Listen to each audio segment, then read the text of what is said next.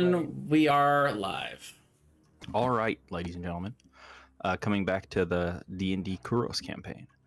Last time when we left our intrepid heroes, you guys had taken some time to follow up on the lead of the succubus that had been harboring themselves in the red light district.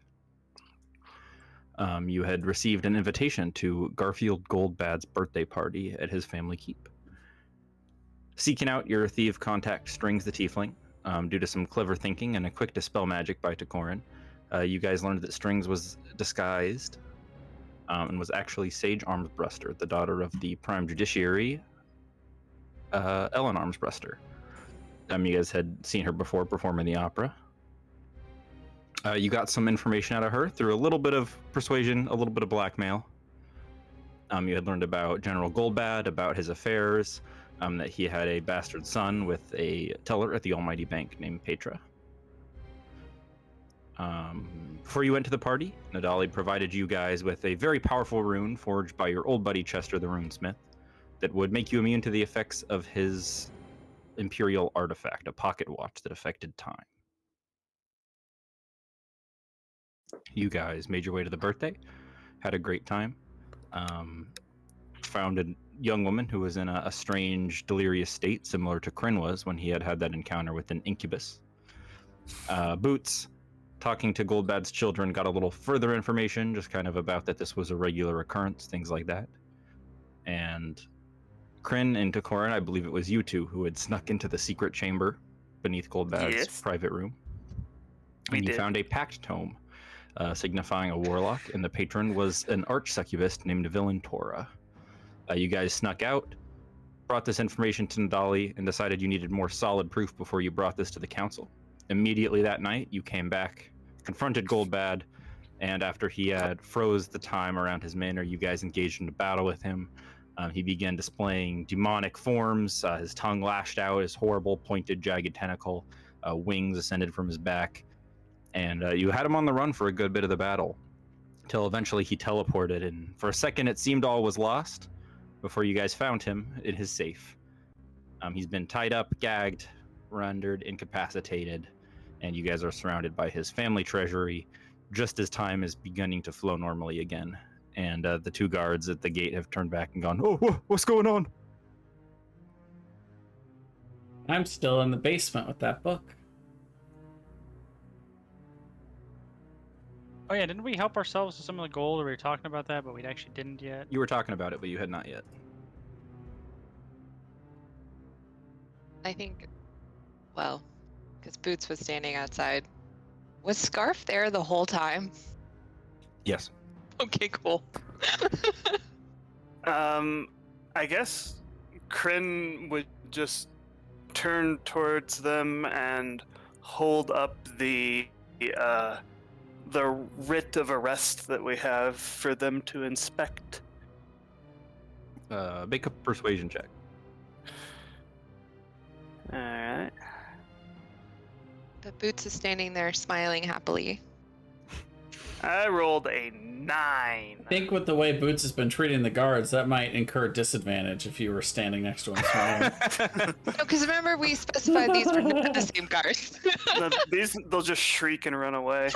That seems to be the reaction you get, is they turn, seeing that their lord is captive. They turn, throw their spears on the ground, and begin just taking off down the halls, calling for that there's intruders within the gates of the wall. Get him, Scarf. Get him. Oh, well, I'm cool to let him go. I don't see what a couple guards telling him. I mean, he's not lying. We are intruders, but we have a permit to be here. So Permit to intrude. I had sent this to you guys. This is the contents of the vault that you guys are in, but you hadn't decided whether or not you were going to take anything when we had left off. Well, the witnesses just fucked off, so Kryn's gonna say, Pretty much. "Hey, let's help ourselves to some of this here." Boots will walk over to Rogar and cast, maybe I think. Oh, sorry, Nicole. I don't mean to walk over you there. Go ahead. No, you go ahead. I'm thinking about what level of cure wounds he gets. So go ahead. I was gonna say I think we should take the stuff that they won't notice is missing, basically. So a handful of the platinum pieces, a handful of gold pieces, a handful of silver pieces. The rest of the stuff they might notice, basically. Yeah, So should I'm we with call that. it? Should we call it half of the loose coinage then? I think that makes sense. Yeah. Boots is definitely gonna get that diamond. Oh yeah, Boots will have use for that diamond, actually. Yes, she will. The revivify. Then I don't know who's managing the party inventory, but if you want to go ahead and add that stuff that I put down there to the party loot, you may do so. I had been, so I'd be happy to do that. That's how much healing you get, Rogar. 16. Well, you didn't give him any stabbing damage? Not this time. Not with this druid. That's the wrong druid. Yeah. A few minutes go by of you guys just kind of securing the vault room, looking over your wounds, patching yourselves up before Boots, you hear a familiar-looking voice, or a familiar-looking child, and a voice calls out of Tristella Goldbad, the young daughter you had talked to previously, and she just goes, well, what are you guys doing? Boots will go out. Be like, why are you still awake? Shouldn't you be going to bed? I was trying to get to sleep, and then I heard people running by my room, and it woke me up. I thought I'd come up here and see, if anybody was awake. When I hear her talk, I was gonna pull Goldbad over this way. You just hear coins he's just getting like dunk across I piles haven't of lifted quarters. up against the wall. Okay, Not- sure. he's Oh, not that's touching right. the ground That's at what you all. do. Boots will put her hand on Tristelia's shoulders and be like, how about I take you downstairs and get you into bed? It's gonna Are you probably stealing? No, we're not stealing. There's been a problem with your father, and he's in a lot of trouble, and he was hiding here, and we're gonna kind of take him to go speak with some people, and we want to make sure that, everything is done appropriately, but you should definitely get to bed. It's gonna be a very busy day tomorrow. Okay. Is he going to jail? I don't know, but he might. That's good. And then she walks away. That's good. Oh shit. Kids got no love for their father. I was worried the kid was just gonna erupt as like a demon spawn. It wasn't the kid all along, honestly. Like, Boots, don't walk away with her by herself. Quick, shoot her! She's the big bad of the campaign. Goddamn Baylor pops out. You're like, ah, shit. God damn it! I knew it. I mean, she still could be. She's only saying good because she's like a rival warlock to the There you go. arcane thing. She's like, oh, my dad's going away. Sweet, one less competition. She's coming to the basement right now. She's gonna come kill me. No toleration for weakness in this She's a house.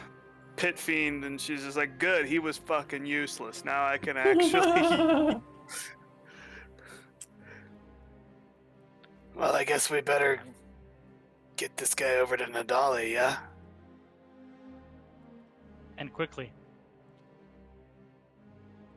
Well, while you guys are making your way, I guess, towards the foyer, the entrance of the keep, what are I'm you doing gonna down put there, a- Corin? I'm gonna put a bag over Okay. Goldbad's head. Sure.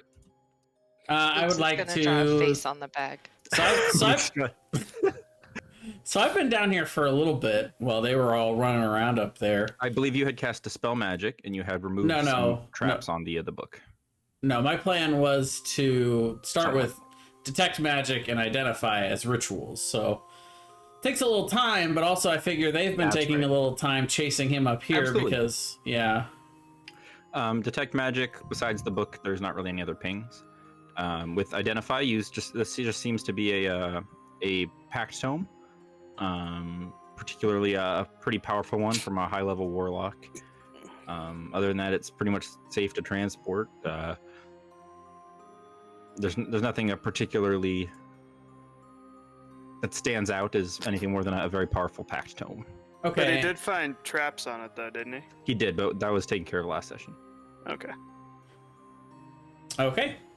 Well, if I'm convinced there's no traps and that it's just his pact tome, then I guess I will pick it up and take it with me.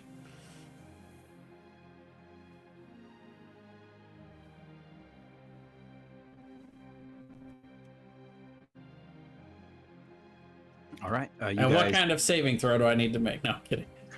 Strength. Heavy book. Okay. Oh no! Oh no! Wow, that's actually not bad for me.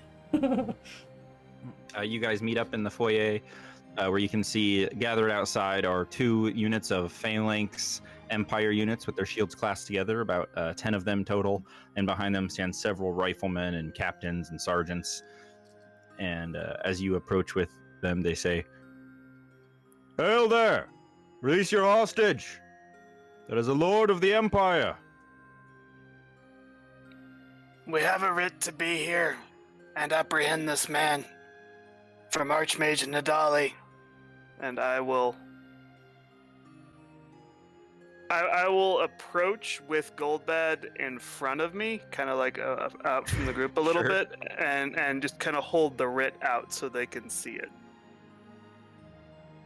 One of the clearly one of like the newer recruits gets pointed at, and they make him come up to take the writ from you and examine it. He No sudden moves. I'll just Yep. let him take it. takes it, looks it over. Sir, it's true. It's written by Archmage Nadali. He's like, Sergeant kind of takes a few seconds, thinks about this, and then goes, "We're in for a long night, gentlemen. Stand down." And they kind of sheathe their weapons and swords. Are any of these the guards that I bothered? I'll say those 2 are like standing off to the side. They're not like part of the police force, but as the private guards, they've made their way outside. They've kind of been taken over, right? They're like, "This is our scene now." So those guards are like kicked off to the side, standing there. And they look Boots is just- traumatized. I was gonna say Boots is just waggling her fingers at them like, "Hello." I'm gonna whisper over to Terrifying. Kryn, and I'm gonna whisper. Do you think there's any sense in having them accompany us to keep Nadali? I think it makes a lot of sense. That makes it a lot less likely that we'll be ambushed by potential supporters. Agreed. And I'll yell out to the sergeant, "Hey, you there, Sergeant! Would you actually mind escorting us to keep Nadali? We can get this all taken care of. We're not gonna go anywhere." An arrest writ from one Imperial Lord to another, I think not. I think it'd be better if we had this presentation on neutral grounds. We'll be taking you to the castle. That's- Sure, will you at least summon Nadali? I'll send for her, and he kind of waves, and a couple guards run off. Wonderful. Thank you. And if that's all, they would escort you guys to the castle. I would. It's still night, but it's just morning is just dawning, so you guys are exhausted, sweaty, bloody, and you just now the kind of orange sun is coming up, and you guys are feeling pretty tired. Castle is in the Emperor's castle. Yes. I'm guessing the tome is probably too big for me to keep in my sack or anything. I would have to be carrying this big thing. I think you have a bag of holding, so you could. Do we? Don't you? I don't. I don't think any of us do. Okay, well, yeah, you would just have to be probably carrying it, or you could probably try to palm it off to a larger party member. Yeah, I would give it to Rogar. I think I thought about getting a bag Destroyer. of holding, but Right, the destroyer. I think I thought about getting one, but I didn't. I couldn't afford it. That's right. It's they're expensive. they're expensive, and our DM hasn't given us our customary bag of holding for this campaign yet. We're being different this time. Bag of holding is a luxury. You guys, it's a privilege, not a It's a right. privilege. You guys think you have a right to a bag of holding? I don't think so. Making us carry our own stuff. God. The 1% are suffering 2 people.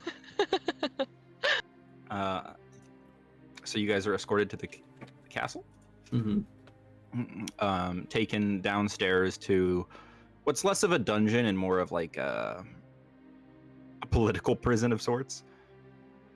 The guards let you know that you're gonna have to be staying here for the night until they can figure out what's going on, and they'll have a trial or a town hall of some sort in the morning in the presence of the Emperor.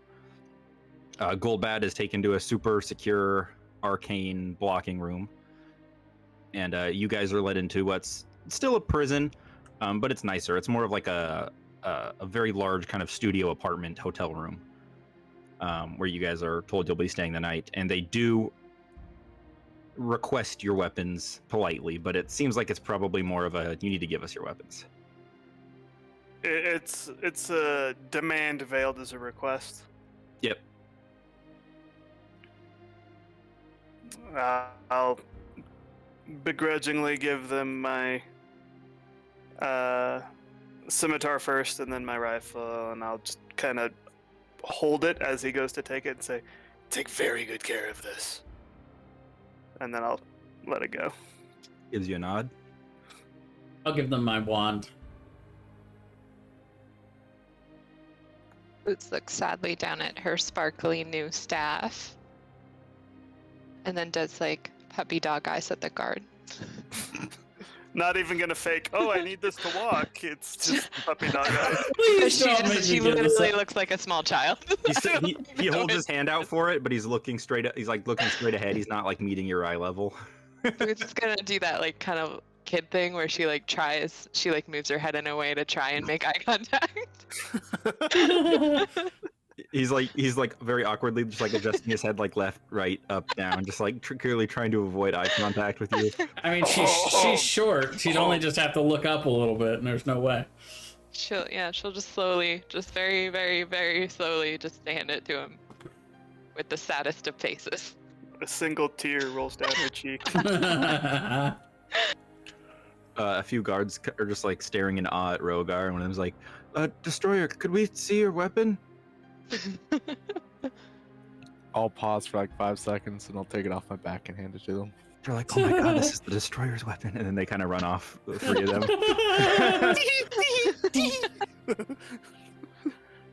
them. Also, can we get your signature now?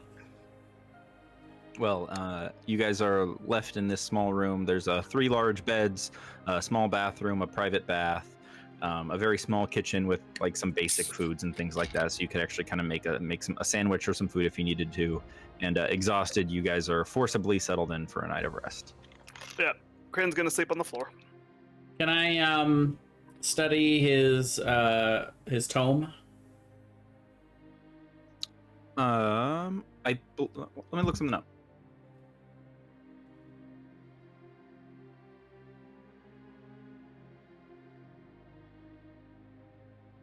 You'll probably suffer a point of exhaustion if you do that. That's probably a good point. I think with a Pact of the Tome, maybe I'm just making this up in my brain, but isn't it that only you can read your Tome Pact? I believe that's the case. I can find out real quick for you. You go ahead, Thomas. I'll find out for you. Nope, it can be read by other people, it looks like. But it is turned to ash, I think, once the host takes a long rest and it's not in their possession. So you could stay up, you'd get a point of exhaustion, but you'd probably know that, Jay, that the book will be gone by morning. It'll turn to ash. So if you'd like to study the book, now would be the time for you to do that. Does Boots know that you're gonna stay up and do that? Actually, the bush turns to ash when you die, or they can perform a 1-hour ceremony to receive a replacement book, in which case the other one is turned to ash. Oh, well, he can't do that, so never mind. You get to keep your book. Good. I want to keep this book. Are we sleeping or are we studying the book? Yeah. So. So, how many hours do we think we'll have? Well, it's probably just now coming to like 4 or 5 in the morning. So you wager you guys will get just barely the 6 hours for a long rest that you'll need before you're stirred to testify or do something.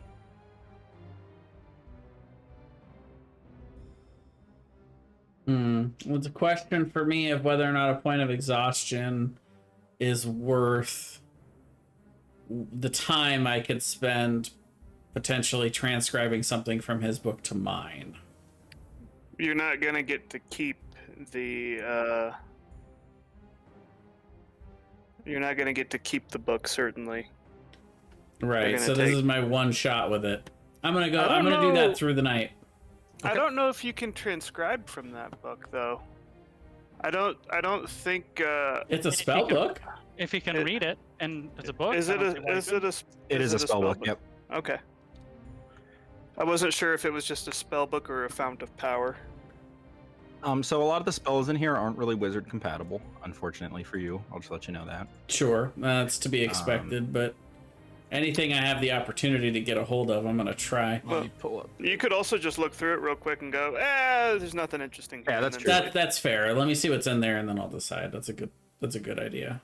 I'll just go ahead and type some of this out for you. Actually, I'll just read off what the spells are, and you write down any that you like. It's going to be Command, Hellish Rebuke, Detect Magic, Disguise Self, Charm Person, Darkness, Invisibility, Counterspell, Dispel Magic, Fireball, Blight, Dimension Door, Wall of Fire, Hold Monster, Flame Strike, Dominate Person. Yeah, there's a lot of those that I like, but what I'm realizing is that I don't really have the materials to copy it over. Except, Don't you have your pen? The pen. yeah, but that only lets me do half of a spell. Hmm. One half of a spell level each day worth of materials. Well, if you don't have the materials, then I guess sleep, yeah? I could probably do just the level 1 spell Command, which I'm sure is wizard. Certainly useful. I'm sure it is as well. Wow, yeah, no, Bard, Cleric, Paladin. It is not on the wizard spell Wow. list. That's unfortunate.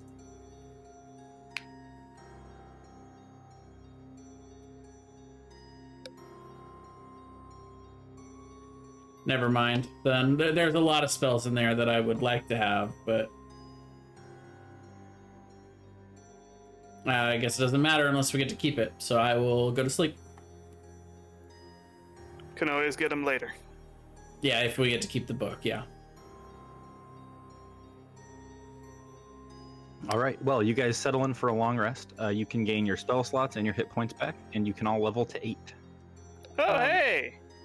Two things quickly, Thomas. I apologize. One, I would just take the bed, assuming that I would be allowed to take the bed Mhm. without asking anybody else, because that's what you do. Because you're Um, rich.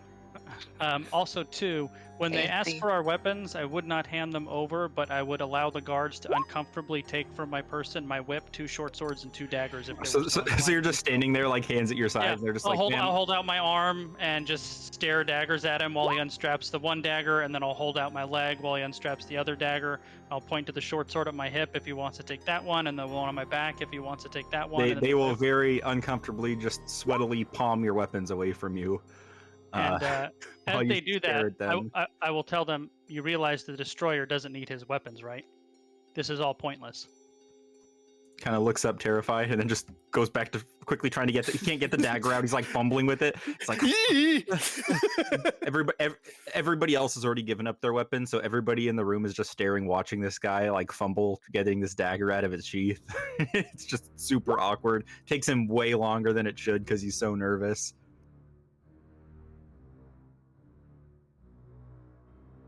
All right, level up. What the hell am I gonna do? I usually make notes on this. I wonder if I did.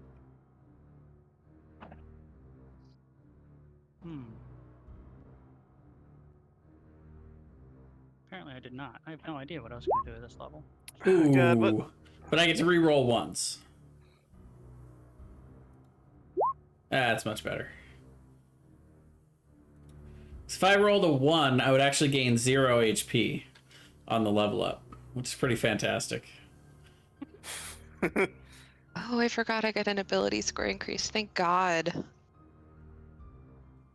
Which is the one that gives you proficiency in a save? I forget. Re-rolling ones, right? Yeah. Nice.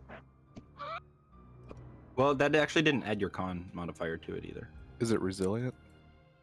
I think it is resilient. I apologize. I forgot that you guys were going to level after this fight, so I should have warned you guys before the session. Yeah, because I actually don't know what I want to do. I guess I could just take 2 in Constitution. Yeah, it is resilient, Darren. Yeah, I got it. The saving throw one, yeah, is resilient. I take that one all the time. I love that feat. Well, I'm a fighter, right? So I had proficiency in in strength saves and con saves.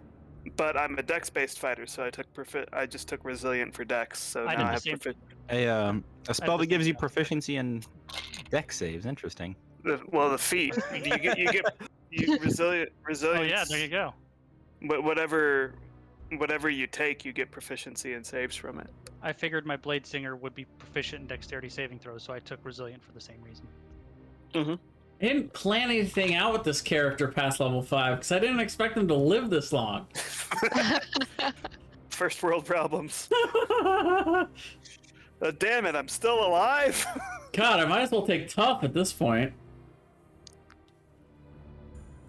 Definitely a tough old man. Let's see. I'm actually what to take.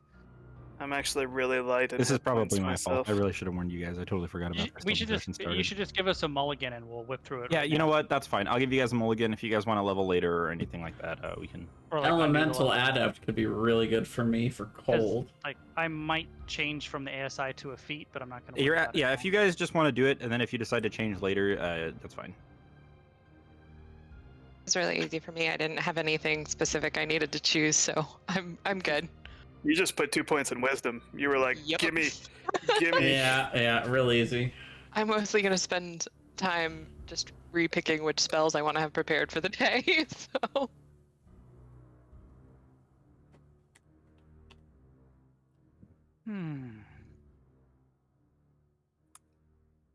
gotta keep that MVP Moonbeam though.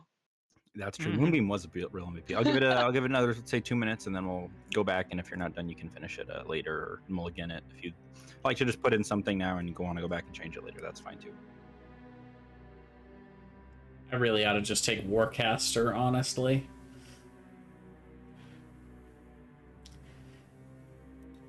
You don't get hit that often, though, you know? Yeah, but that won't. I mean, it'll happen. True.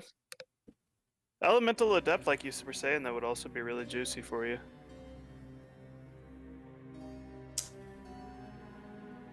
Yeah, I'm going to do Elemental Adept for now, but I am going to reserve that mulligan to maybe change to Warcaster. Yeah, as Elemental time- Adept also fits your character flavor a little pretty good. It really does.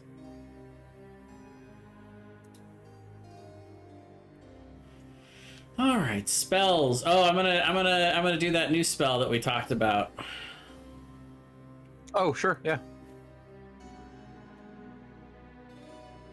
All right, I don't have to level up. I just have to take a quick look at which spells I'm gonna have prepared, and I'll be ready to go.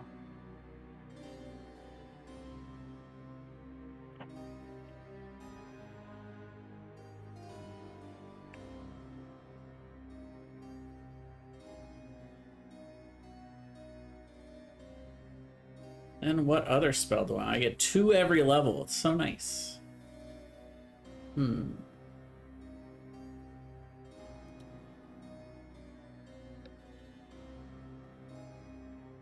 I gotta see if I got anything from my subclass.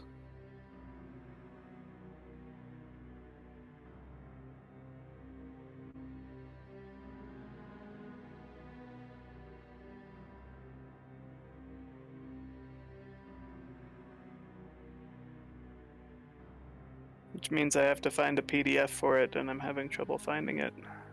All right. Well, while you guys are kind of doing that, I'm going to go ahead and continue on then. Sure. Mhm. All right. In the morning, there's a knock at the door. Bum, bum, bum. The door is swung open. A large guard presence, about 15 guards are standing there. And one of them steps forward and just says, "The Imperial Council has met and are waiting to hear from you. Are you ready?"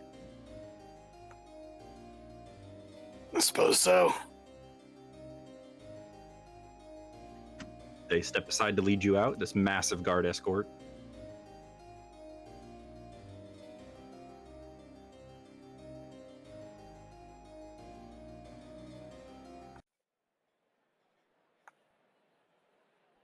And you guys are led down the halls towards the throne room. You see the throne rooms there. The one singular, very large, massive throne in the center.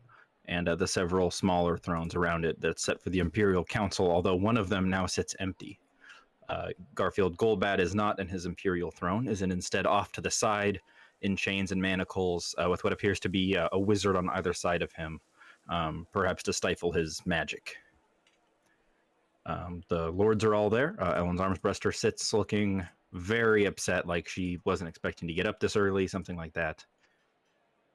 General Well, Heldman, if it was 6 hours later, it's like 10 a.m.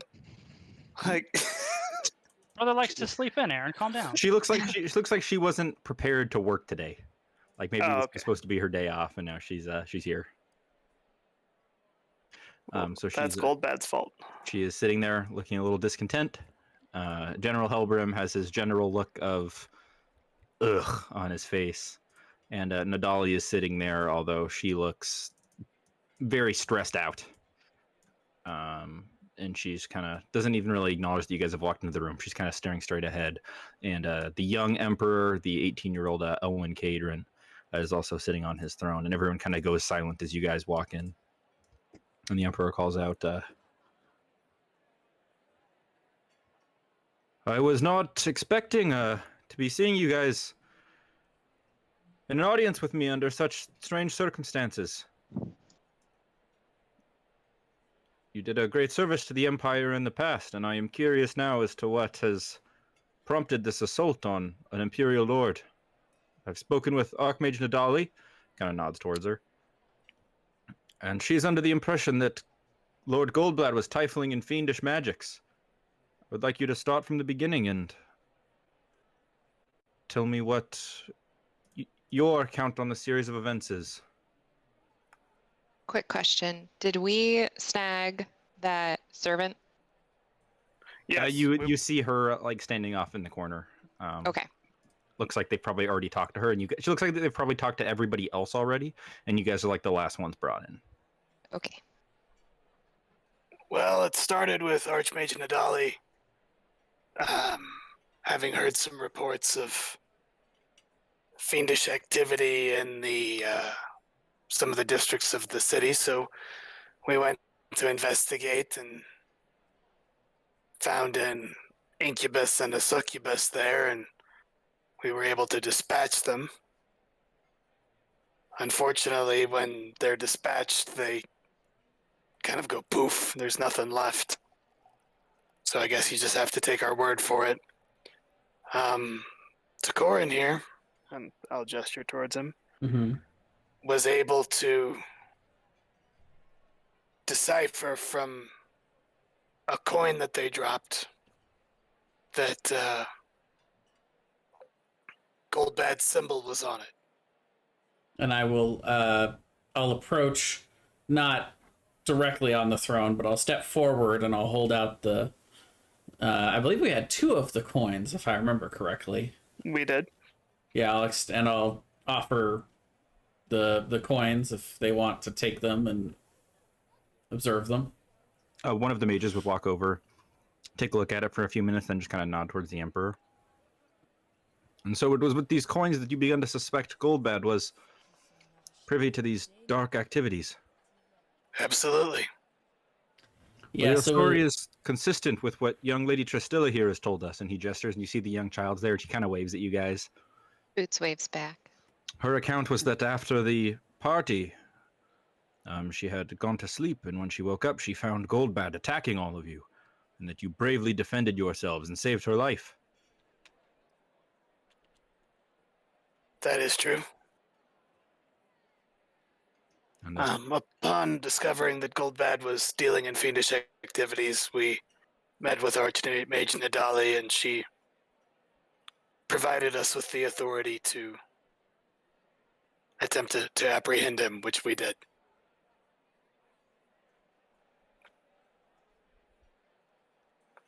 Well, given that this young servant, as well as Lord Goldbad's own daughter, have come forward to support your claims, and Archmage Nadali is a trusted ally of the throne, I believe that your claims here are valid, and that you've uncovered a great conspiracy, and are heroes to this empire once again. I must ask then, heroes, what fate do you beseech that we will upon Goldbad as the Imperial Council, given that We are a vote short. I suppose that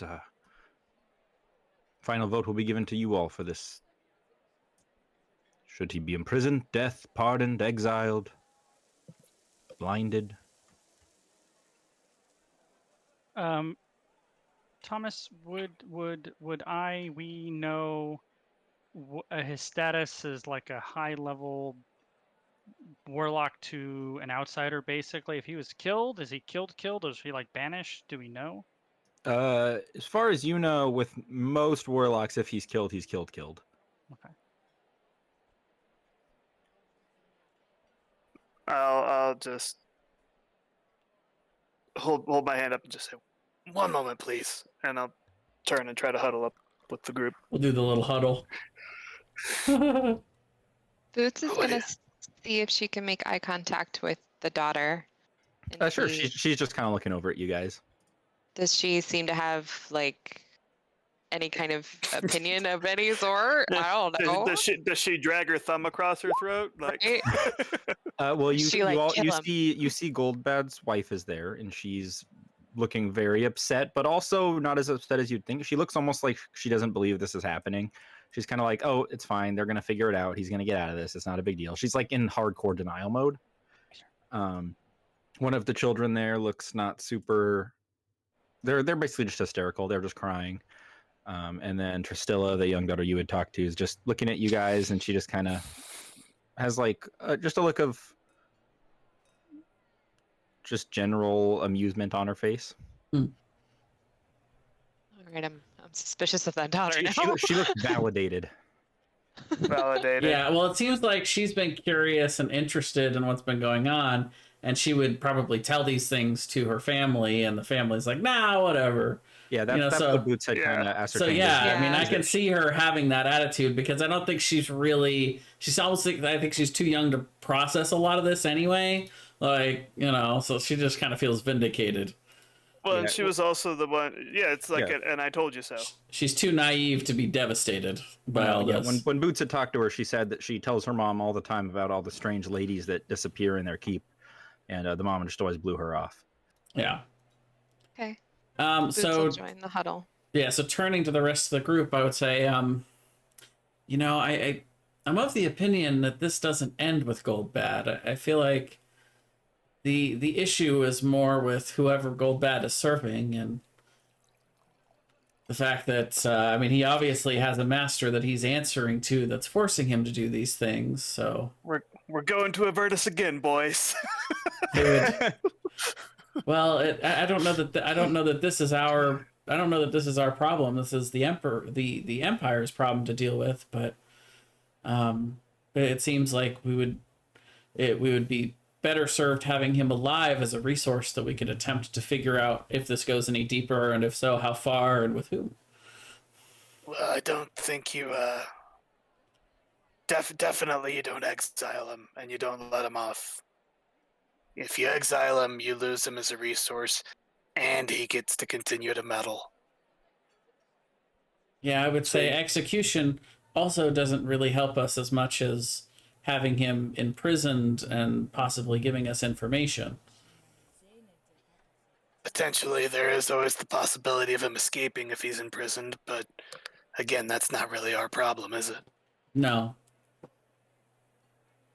Though he could hold a grudge if he did get out. That's true. But I would say that most likely without his pocket watch, I would say that he's not too much of a threat to us.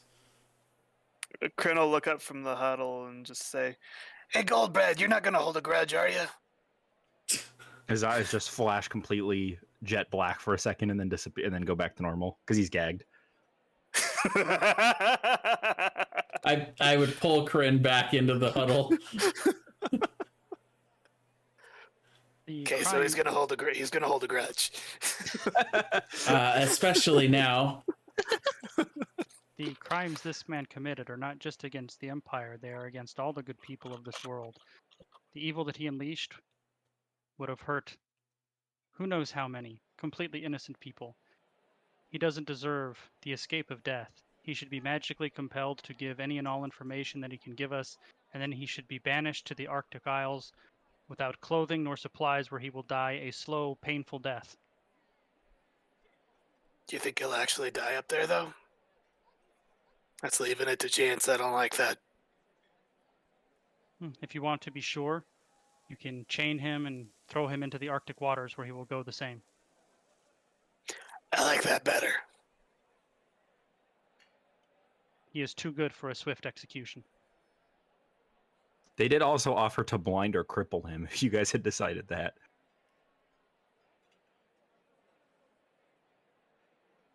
I find that it's more merciful to execute someone than to keep them imprisoned. I agree that the opportunity for him to escape is ever present, but I don't know. I'm of the opinion, as for my vote between us, it would be imprisonment, especially considering that his actions may not have been his own. He may have been coerced by a more evil force that maybe alleviates some of his guilt. Not all, certainly. But until we know for sure, how can we really pass a sentence that's fair and complete? He had to have made a choice at some point. Agreed.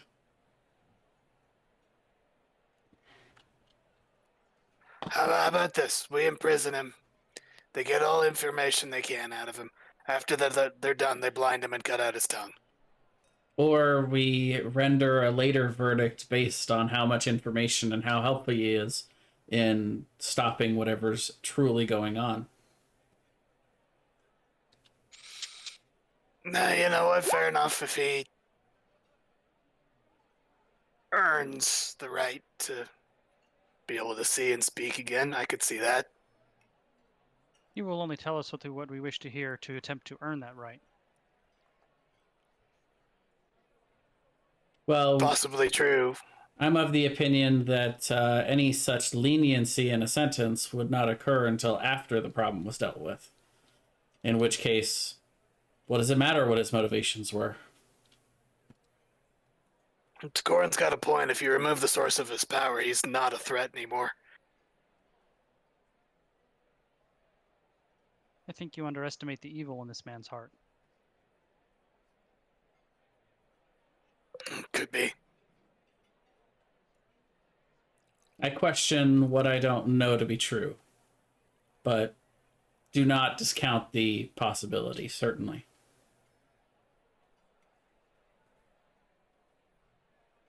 Kryn's going to turn back towards the Emperor and say, how have the council voted so far? We were just about to get started. Would you like to hear our verdicts first? Indeed. Yeah. Very well. Judiciary arms bruster. And the lady kind of stands up, dusts herself off. I'm a one of laws and order, but I also believe in second chances. However, Lord Goldbat has had many choices, many chances to do the right thing, and he still chose to trifle in demonic magics, and his vile, promiscuous activities, which drained the life force of his victims, I find to be particularly heinous and against my sensibilities. I'm not usually in favor of execution, but I think in this case it is best to set an example that no one, even us on the council, are above the law. It's death for me. And then she sits back down. The Emperor turns towards Nadali and says, Lady Archmage, and she stands up and says, I would like to know his information that he had acquired through these dark magics. Perhaps there are other threats that we don't know about. My vote, Your Excellency, would be to turn him over to the Order of Azure, have him stripped of information, and then have us reevaluate his threat potential based on that. And then she sits down. And General Halbram stands up, kind of sighs. I've never been a fan of outsiders coming into the Empire. But although I was skeptical of you Wayward Five at first, you've proven yourselves to be true friends. better friends than those I trust, than those that we sit upon our golden thrones and give authority. Lords of coinship. It is disgusting that this man, an insider, is less loyal than these wandering ruffians. Your Majesty, my vote would be for death, and I'll carry out the sentence myself. And he sits down. And yeah, you can make an insight check. I'm insight checking him. Is he pandering or is he genuine? Yeah. Why not both? He seems that is his genuine thoughts. Any hint of self-incrimination in those statements, or? No, he seems horrified that these outsiders have apparently better moral compasses than someone that's within the Empire. It does very much go against his sensibilities. So very prejudiced against us still. It's He's like, like- wow, you're even worse than those gangbangers. Yeah, Dirty outsider.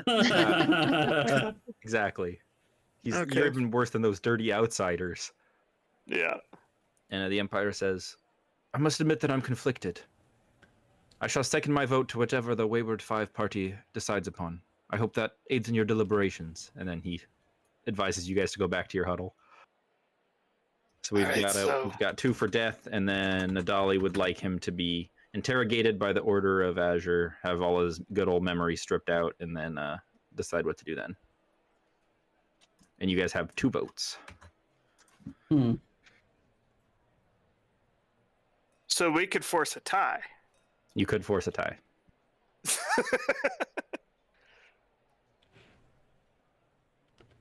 We can remove our responsibility from the decision by forcing a tie. It's a hung jury. Let him go.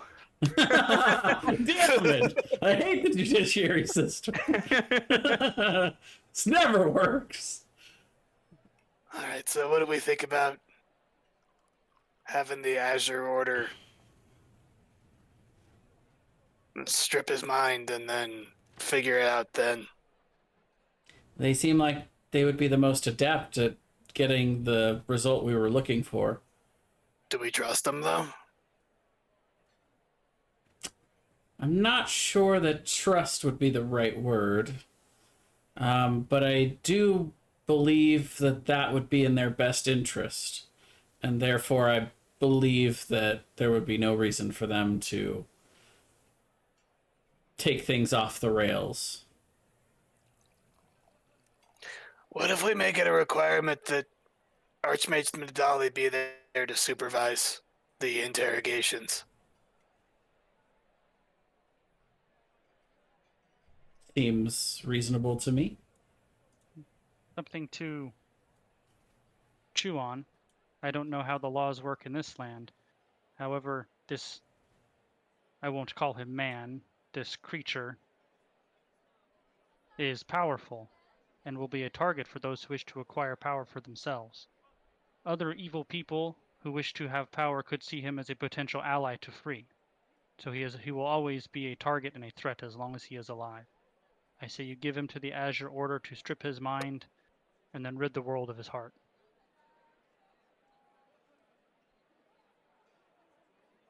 Is that what we're going with then? We want to turn him over to the Order and then have Nadali witness it and then have him executed. I think that's where Kren's leaning. Do you guys want to take a vote? We'll say Yeah, one. we need to have an internal vote. Yeah, we'll do a vote. So everybody type in chat. We'll say 1 for death, 2 for interrogation, and then death, and 3 for imprisonment, and then 4 for exile, 5 for crippling. So so 3 is for I think we're all in agreement we want him interrogated, right? Like nobody here's like, no, we don't care what he says. Yeah. Yeah. So then 2 people are for death. I'm for imprisonment after the fact. So yeah, 3 for Okay, me. but you want him interrogated and then imprisoned. We'll call And that then a 2. We'll just say 2 is interrogation and then reevaluate. Oh, no, 2 is death.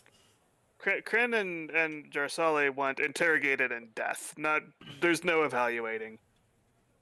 It's like you fucked up. It's over. Rogar, you have to vote. This is a democracy. Oh Boots yeah, votes well, for Kryn. that's true. If Boots is automatically voting with Kryn, then it's death. She just honestly hasn't been paying attention. She has no particular. She's been putting flowers into people while Like, they're what? not. I Flowers, don't care. I don't. waving What? I at don't care. kids. Let that I dude mean, fry. Well, the thing is, if the little kid had looked like really upset and seemed like really concerned about it, she probably would have been a little bit more vocal because she has a connection with the kid.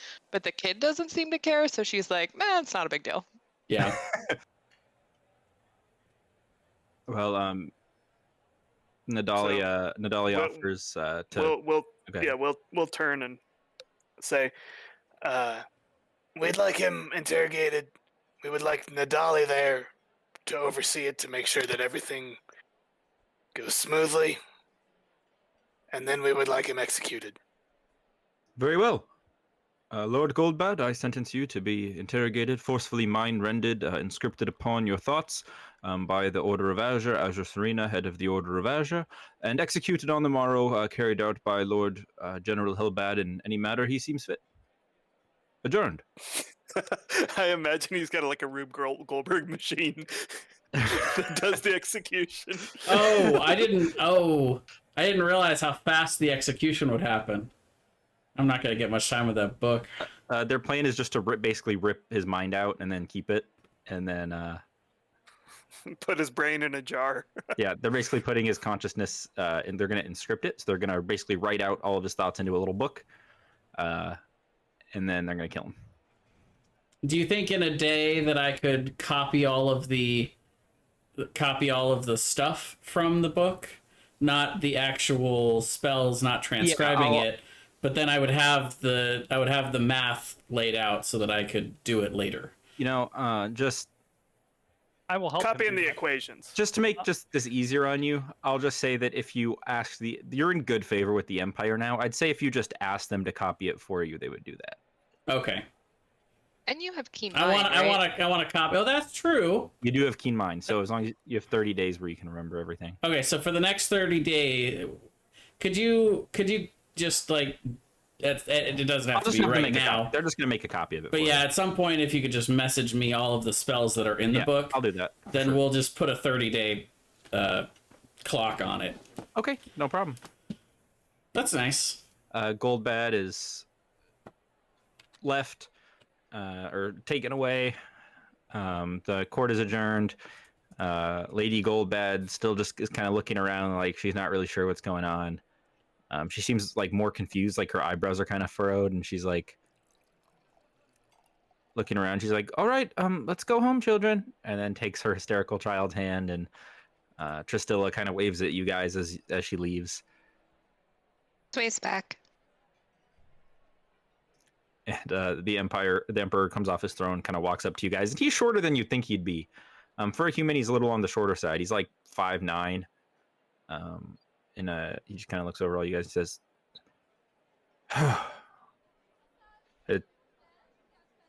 "Thank you. It's been, I don't think in the history of the Empire have we ever had to do something like that, and I'm sorry that you foreigners had to be the ones to root out this corruption in the Empire.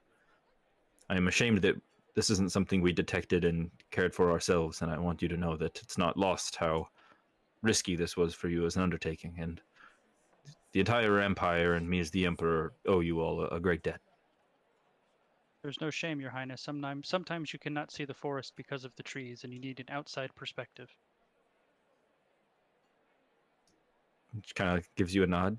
Of course, Sir Jarsali, excellent wisdom. I shall make sure to add it to my collection of many wisdoms as I attempt to govern my empire.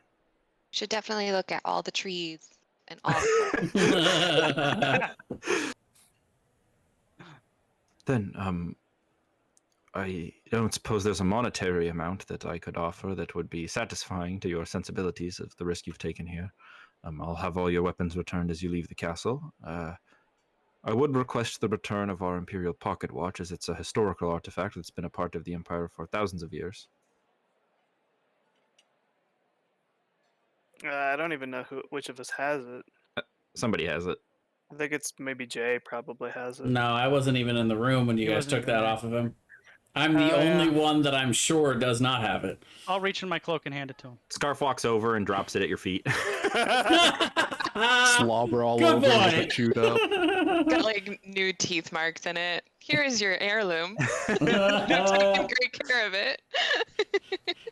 Scarf uses it in the morning and spends like an hour just kind of walking around and licking the everybody. frozen timescape.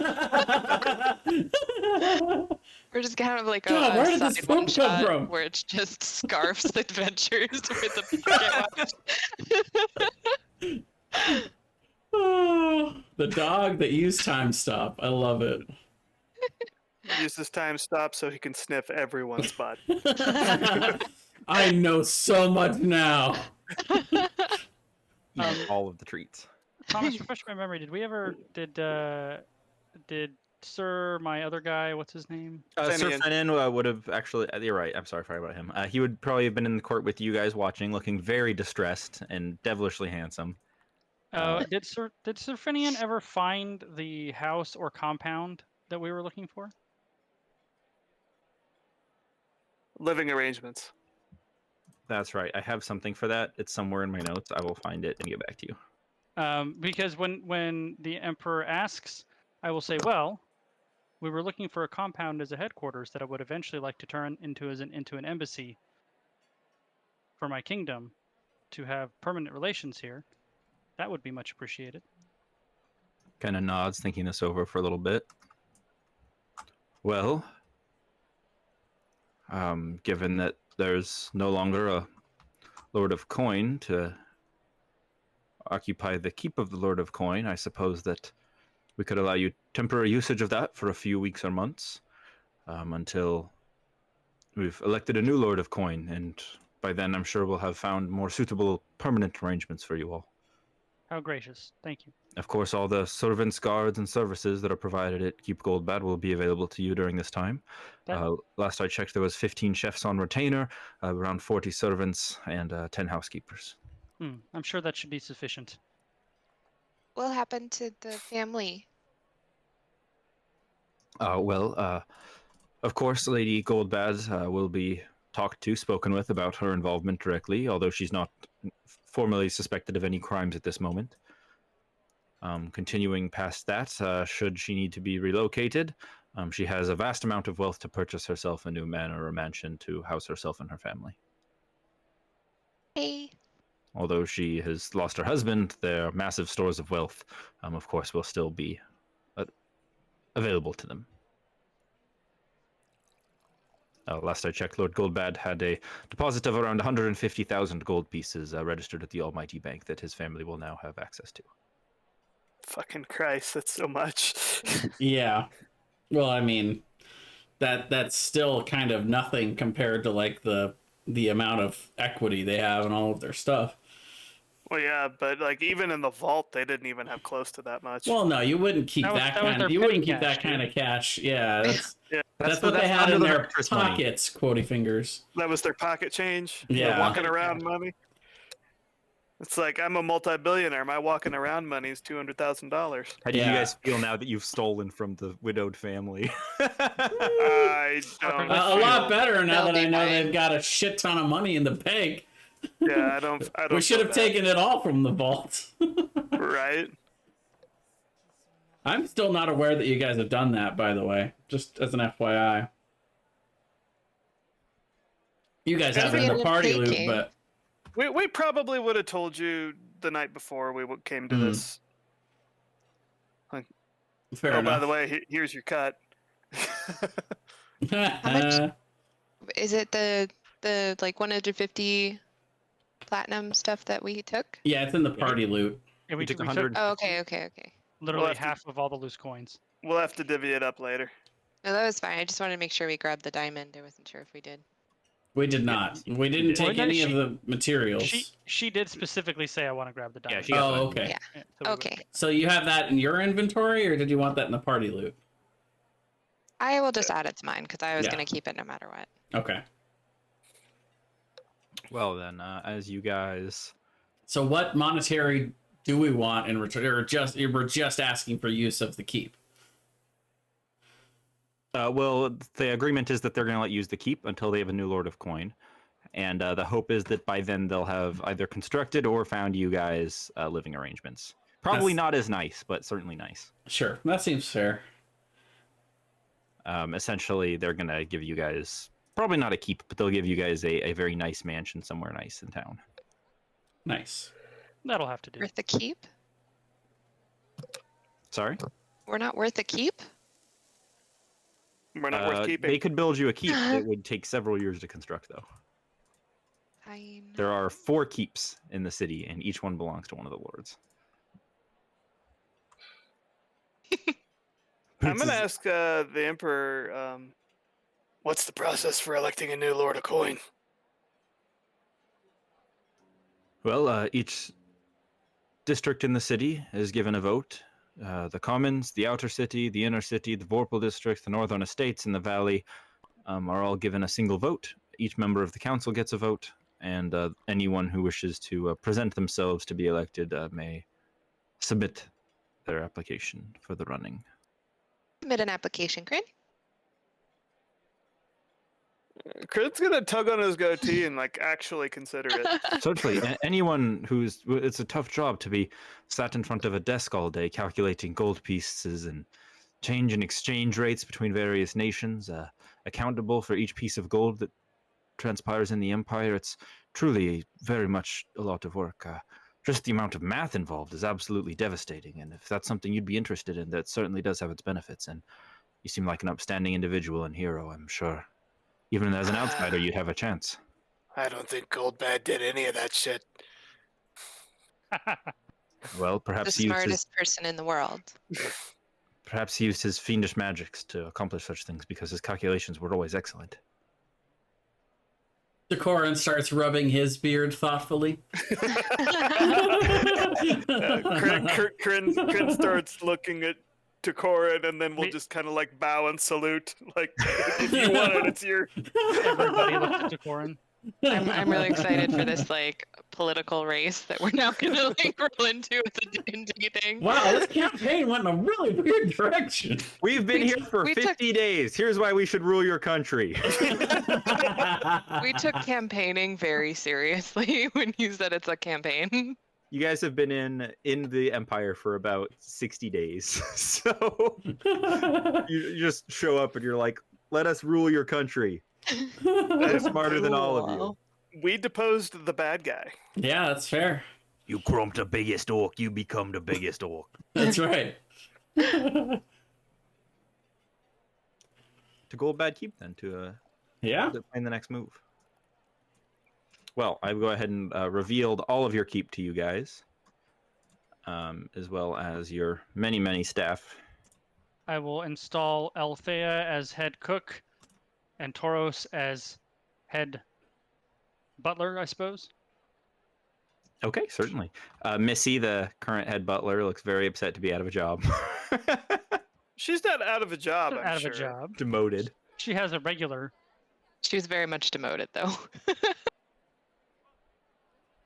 Wait, is all that stuff still in the still in the vault? The family would have taken it. Damn it. No, I mean, anything that's of nice. any artifacts of value would have been taken. Most of the furniture would have been taken as well. Most of like the grand pianos and things like that are worth actual money. Well, in the meantime, why don't we go ahead and split up what's in the party loot? Sure. Let's see. So now we get the fun, the old fun combat of deciding who gets what room. I'm trying to remember who I've loaned money to. I know it's a lot of people in the party. I think it was me. Yeah, you too. loaned a lot of money to me, so I'm planning on giving you some of that back right now. But let's let it all up evenly first. Okay. So there's what? There's 5 of us. I think I gave some Yep. to Marcus, too. Okay, Yeah, so yeah, everybody yeah. gets 30 platinum. Let's see.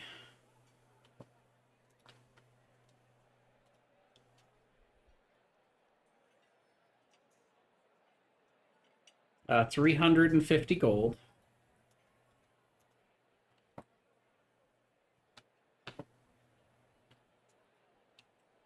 And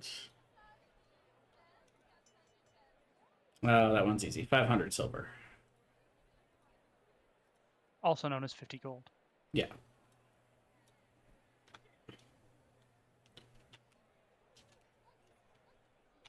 I have 189 platinum now. Jesus. And I only have 130. Well, if I convert my gold, then I have 220. Thomas, which room has the best view of the city? That would probably be the master bedroom. There is a pond with a dock and a swimming area outside. And so the master bedroom up here has a very good view of it. There's also several smaller bedrooms. There's kind of the children's rooms that are all kind of together. And then you could be a dick if you wanted to and take the rooms of the staff on the third floor. But Of course I wouldn't do that. Let's take a staff room. Does any room have particularly good lighting? Well, there is a sunroom, which is built to have particularly fantastic lighting for studies. If it's not really a livable room, but you could, I'm sure, leave your room and walk the 20 feet to the sunroom if you needed to.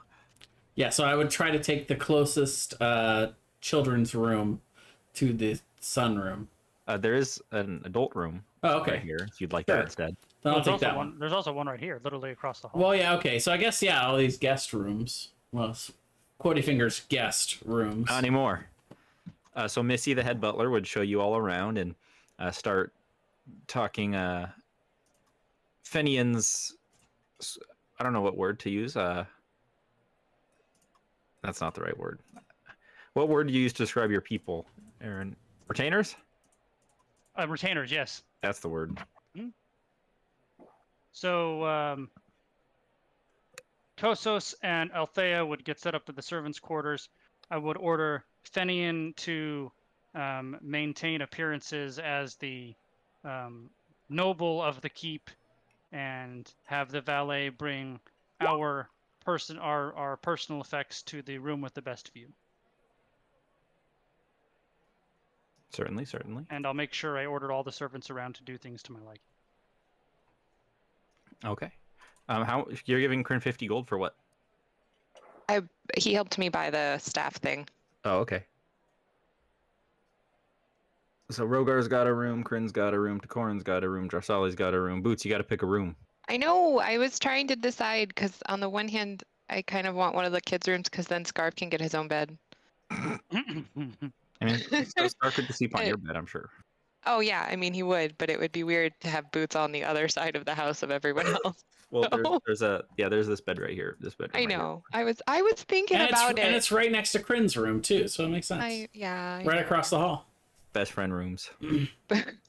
Boots was They're not adjoining rooms. That'd be the only way for it to be better. But Boots is doing that thing where she's like running back and forth, going like, maybe, I don't know, maybe this one. The staff are just looking very concerned as Boots just runs around the house frantically with his dog. And that means Darsali gets the secret compartment room. I don't think Sally knows about it. Or where it's at. Did we I don't think I warn would- her? Down there, I wouldn't really have any use for it, honestly. I would just probably not want to go down there at all, to be honest. Yes, secret laboratory. Make many doom sphere.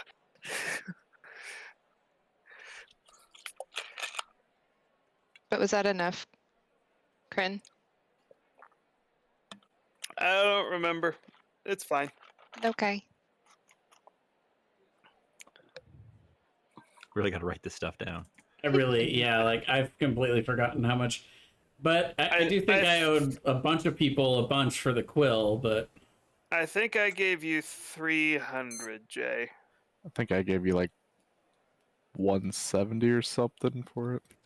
I thought I did write it down somewhere. Maybe it was on my character sheet somewhere. Let me check.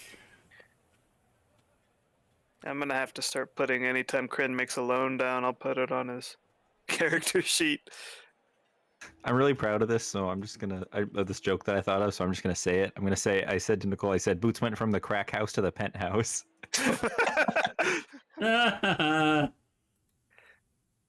Good.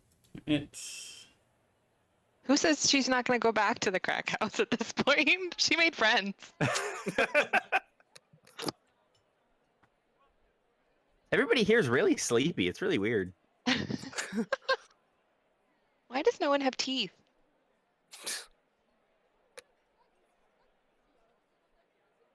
Well, you guys have acquired a keep. Welcome to Endgame D&D very early, although it is a temporary keep. Yeah, but we'll still get a really nice place when we're done with this place. So either way, we Definitely not this nice, but you will get a nice place. Well, honestly, this is way bigger than we need it to be. Oh, Yeah. it's so much. You guys don't need 30 staff. No, we For don't. yourself. Jarsali's like, ugh, what is this carpet? Ugh, God. This is such a smaller house than what I have at home. Where is Jarsal? Oh no, Jarsali's taking the do. master bedroom. That's right. We must be in the low income part of town. Ugh. Anytime the staff are trying to help Kryn with anything, he's just basically like, "Fuck off, get out of my way." Like, I don't need you. Go away. I do things for myself. They're all definitely in impress the new bosses who tried to kill the last boss mode. So they're all very much just, is there anything I can do for you at all? Anything? Oh, okay. Sir, is there? Oh, all right. I will always have something for them to do when asked. You're like, oh, beige? We're still doing beige? Are you kidding me? Get this out of here. Paint The all wall- of these walls. The walls must be tapioca. This is off-white. I wanted cream. Eggshell, are you kidding me? You're fired. Pack your things and get out.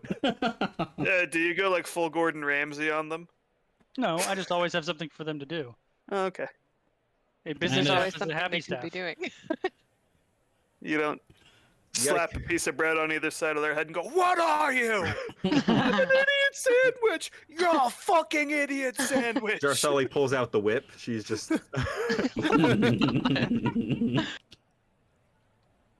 You got to keep them busy so they don't think about the fact that our last boss turned into a demon and tried to kill you.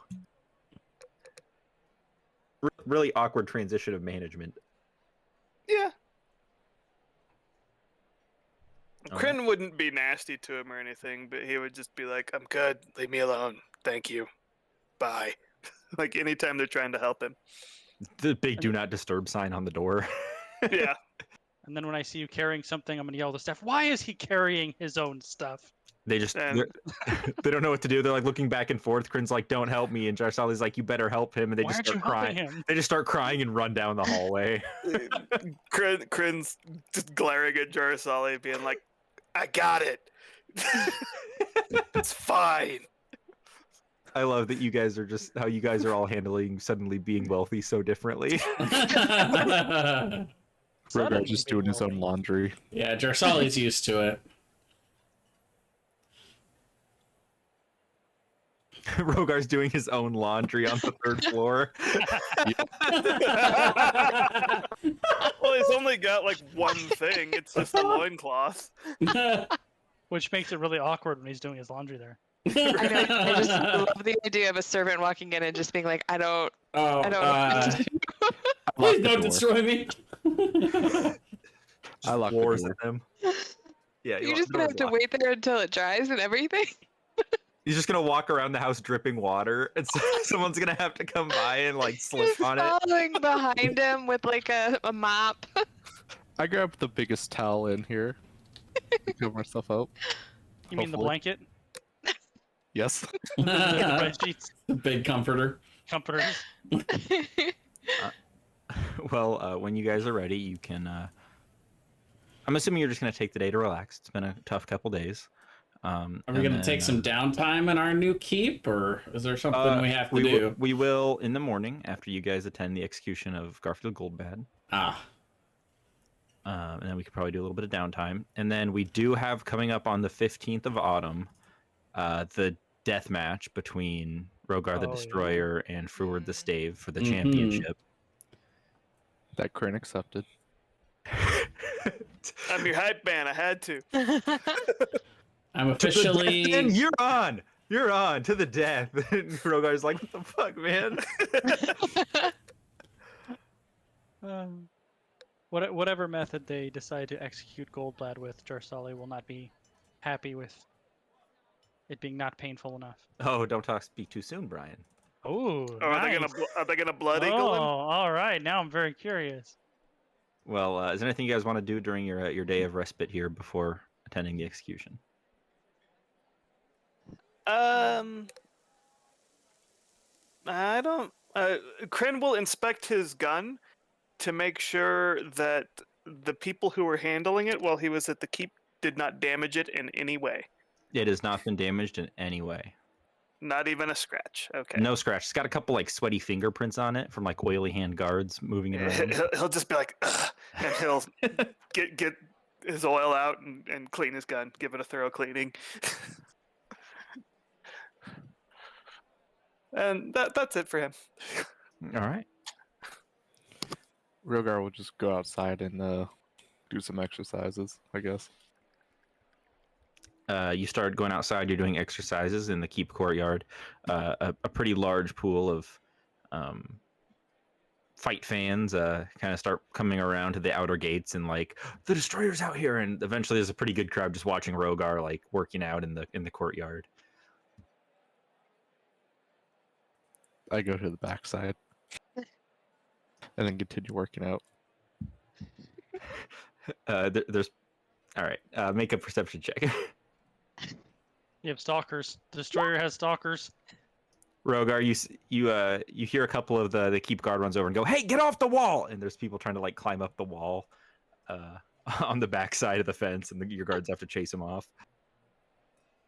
I love that you're a celebrity. It is pretty great.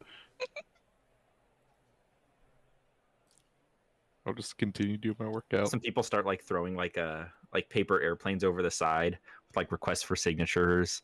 One lady asked for like a lock of your fur, like from your mane. People wanting tickets to your fight, stuff like that. And then a whole bunch of death threats from like, "Ruard the Stave's gonna destroy you in the arena." I'll walk inside. I'll grab Kryn and pull him outside and just kind of gently pat him on the back towards the crowd, and then walk back inside. Is the crowd out there? Yeah, the guards are like trying to like, "Hey, off! Don't touch the gate! Off the fence! Back up! He's not taking any walk-ins right now. The destroyer's very busy destroying things." One of them was always like, "Hey, do you want us to get these guys out of here?" He'll just go like, "Nah, I got it," and he'll load up his gun with just a blank and just fire it like above but towards the crowd. Make an intimidation check.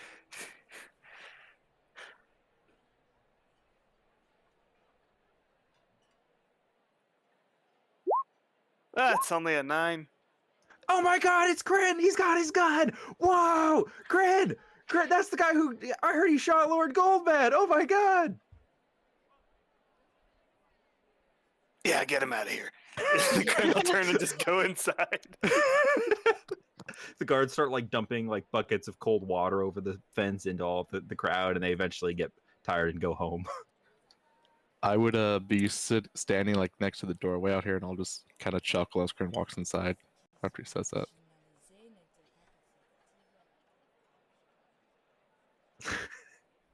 I would have the staff make sure that everybody's clothes are clean and pressed, and have everybody look presentable for the execution tomorrow. Try to ungutter my companions. Too late. I've already done it. Yeah, Rogar looks spick and span. Like he's really been working at it.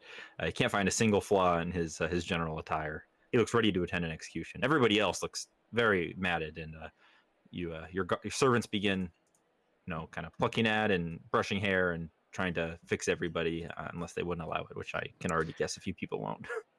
Well, Kryn will bathe and wash his clothes, but he's not gonna look any more special than any normal day. Well, I mean, if you're bathed, isn't that more special than a normal day?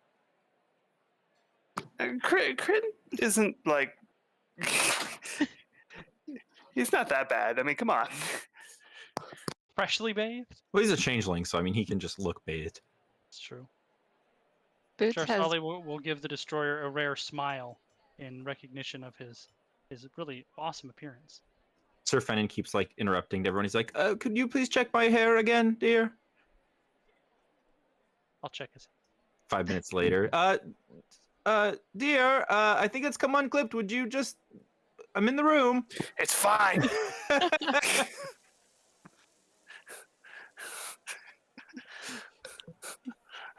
And you Anything guys, anything interesting in the library or study? That's probably what I would have spent the day. It's a lot of history, a lot of like history of money things, how commerce has changed, how things went from the barter system to eventually moving on to paper money, and then that didn't really work out, so the empire switched to just general standard pressed gold coins. A lot of things about the Goldbad family history, previous imperial lords, previous emperors, things like that. It's nothing that's piquing your arcane interest, but there's certainly a lot. It's basically like a textbook library, right? It's a whole bunch of history, and you, after reading it for a little bit, you feel like you're ready to take the test. Boring shit. And can I have made a trip down to the bank to deposit the money I had gotten into my coin? You guys have those magical depositing coins, so you can deposit from anywhere. Oh, nice. So just warps right into the coin. Yep. Nice. Do we have a place where we keep that separate from what's on our person, or we just? Nope. So you have these large metal coins. You speak a command word, and it can absorb up to, I think, 10,000 coins. Oh, that's just enough. Yep. We have remote deposit debit cards. Yeah, they're basically debit cards that suck up gold coins, and they can hold up to 10,000 coins, and you'd have to get a second one. And as long as no one else knows your command word, that one is secure. And everyone has one except for me. Yeah, Rogar doesn't trust banks. Yes, it Rogar enters can't mattress. talk. I Oh, can't yeah, say my that's right. command He word. can't speak That's into the coin. Rogar's just shoving his gold under the mattress. Yeah. Great. Well, To be actually, fair, who in their right mind is going to try to rob Rogar? yeah. Yeah. It's a Looks dangerous like mission. Dwayne the Rock Johnson, but a foot taller and a lion.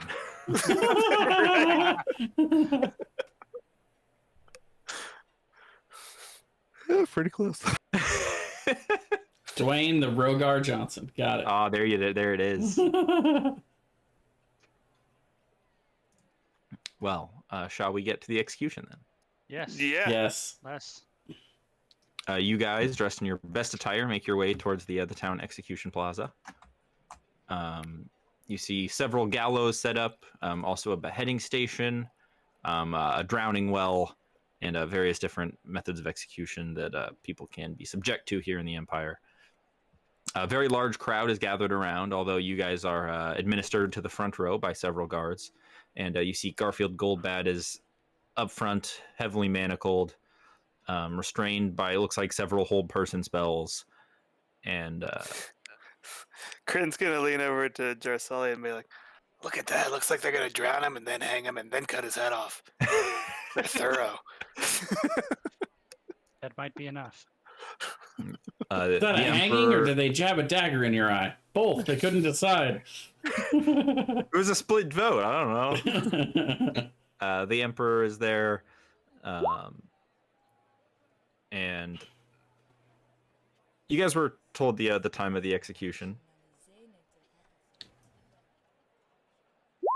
Everybody's kind of sitting there, but there's no executioner that seems to show up for a little while.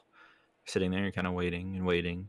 About 5-10 minutes later, you start to hear what sounds like footsteps, but heavily amplified. If you guys have ever been at like a music concert, right, where they have these big speakers and you just kind of tap on it, where it's like, poof, poof. It sounds like heavy bass, just poof, poof, poof, in the crowd parts as you guys see Conrad, General Hellbrim, making his way down the street, and with each step, the ground around him seems to just pulse. Just like this heavy bass that you can hear in your ears and kind of feel in your chest.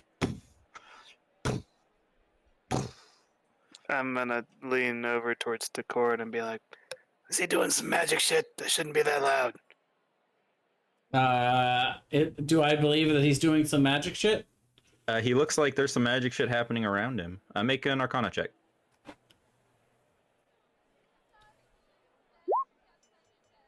Fitting. This is a pretty rare form of magic. It is Thaumaturgy.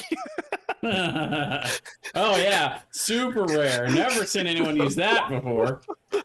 this is a very rare form of magic that you have rarely encountered or heard of.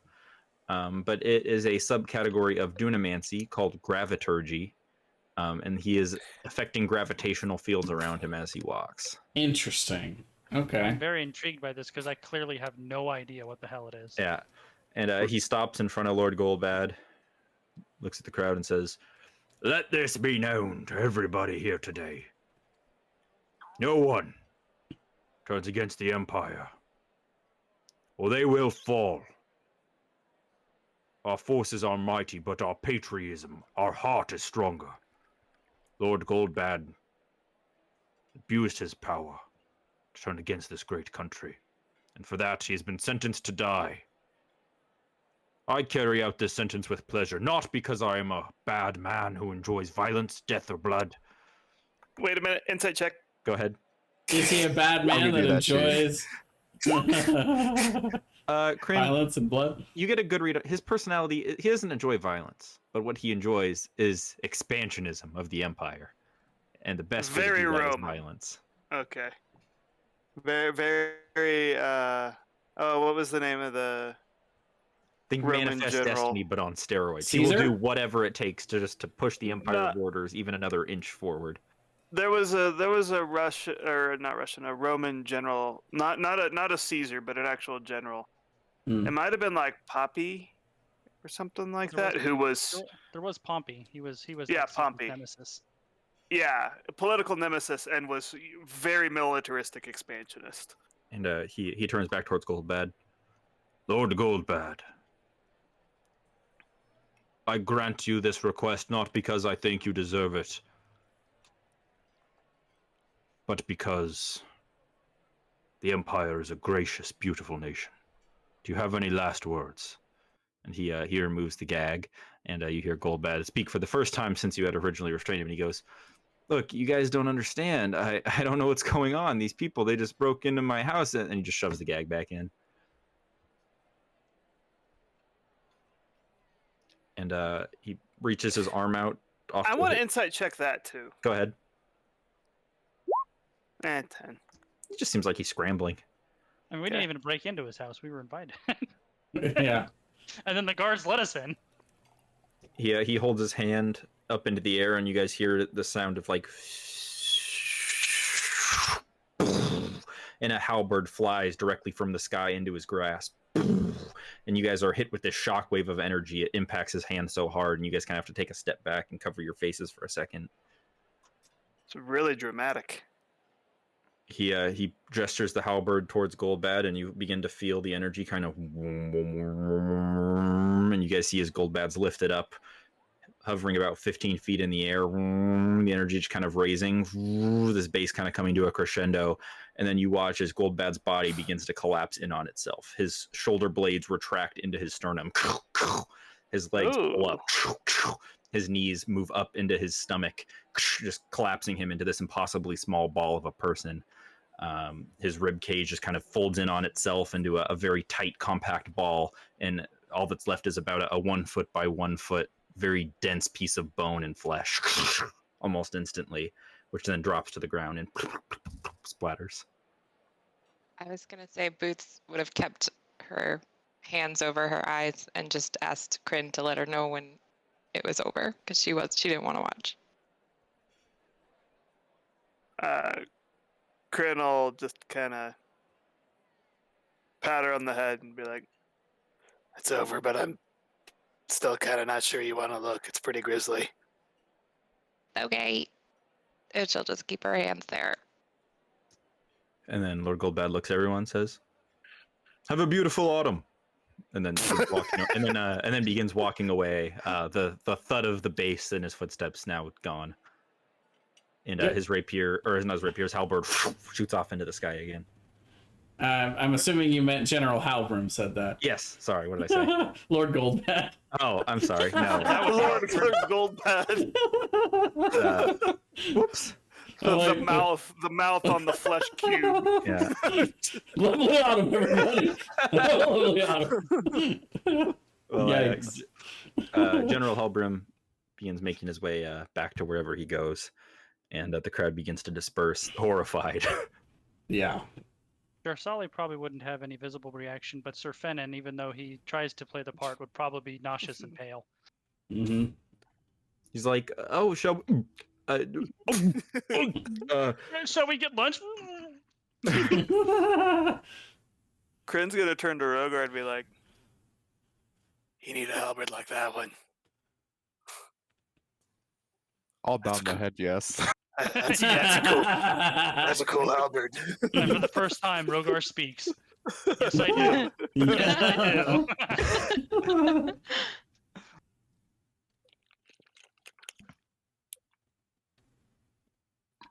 Well, I don't think he's getting up from that. I mean, even if he were still alive, I mean, what can he do at this point? So who wants lunch? I could eat. Lasagna, I'll anyone? keep one hand You covering guys have to both. stop Scarf. Snarf's like going over to like sniff the Lasagna. pile. Scarf's like trying to go sniff the pile of flesh, and you guys will be like, "No, Scarf, no." Lasagna, because that's what Goldbad looks like right now. He looks Yeah. like a cube of lasagna. Yep. You basically got trash compacted. Well, yeah, like the car cube crusher things. Yep. Yeah. As we're walking toward lunch, though, Jarsali will start talking Arcana shop with Tokarin to theorize on the type of magic they were using and what equations and spells and components you think would like kind of just talking about the school of magic they just thought they'd never seen before. You guys Sure. can go ahead and make another Arcana check if you'd like. Now that you've had a little more experience with seeing him. Oh, look at that! Oh, We have a good talk about it. Yeah. Tells him when I get a natural 20, and I could just write down the exact spell and all the specificities to it. To Corin, you immediately notice that halberd is made out of Vorpal steel. You know that each Lord of the Empire is given a Vorpal legendary artifact weapon, Goldbad's being the pocket watch, Nadale's being her staff, and you ascertain that this gravity halberd is General Helbrim's imperial artifact, and that it seems to have some sway over gravitational fields and space itself. Mm-hmm. But we don't know what the Justicars is. Nope. But we know everybody else's now. Well, and I Oh, would we know assume that Their daughter. Lord Cade has one. Yeah, the Emperor has one as well. I think you were yeah. told that it was the crown, is what Sven Yeah. told you, but you don't know what it does. Probably something cool. Probably. Probably something cool. It makes everyone think that you're the emperor.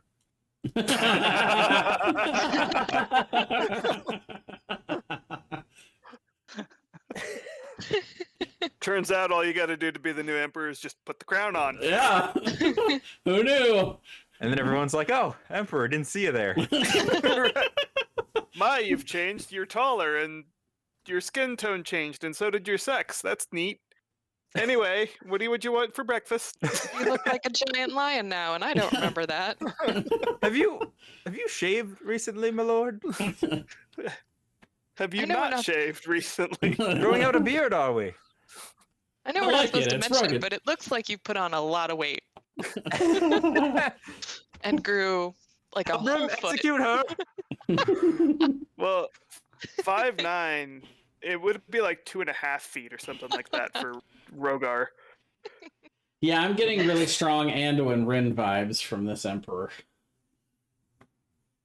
Anduin Rin. It's a Warcraft reference. That's the extent of my knowledge. Yep.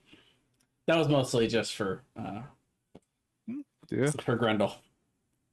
Well, and I don't know anything that's happened in Shadowland, but Oh, yeah, that's fair.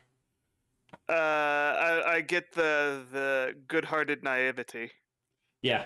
Young, that slender, Comes from a Yeah. big, powerful father, but he's not the same body type. Yeah. Easily controlled by others. And, you know. Yeah. Yeah. Anyway, so we go get lunch, and then what? How many days until the next magic auction? They do them every 10 days, right? Let's see, what day are we at? I've been updating it every day. It is the 8th. So 2 days. a couple days, yeah. Boots or someone helped Boots know that she could look again. I would have mentioned to Kryn that my intention was to pay him back sometime soon after Rogar's big match. And Rogar, the same thing, because you guys had, if I remember correctly, you two had given me the bulk of the money for the quill. I think Yeah. that's accurate.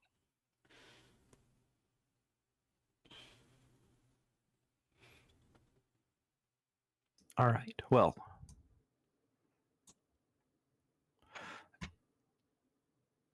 at this point, we would be able to have up to 1 week of downtime, 7 days, up to Rogar's showdown with Fruward the Stave. Sounds like you want to take part of the auction. Is there anything else that you guys were hoping to accomplish in these next few days? You guys have earned some rest. How much are braces of defense? They're expensive. They're Yeah, real I think they were expensive. like 15,000 or something like that. That was probably more expensive than that, but I don't. Thomas would know how much they are. How much what is? Bracers of defense. Oh, well, you asked me this before, and I wrote down the answer that I have. Yeah, Braces of defense, we said, was 5,000 gold pieces. Oh, okay. And someone else wanted a ring of protection, and that was 2,000.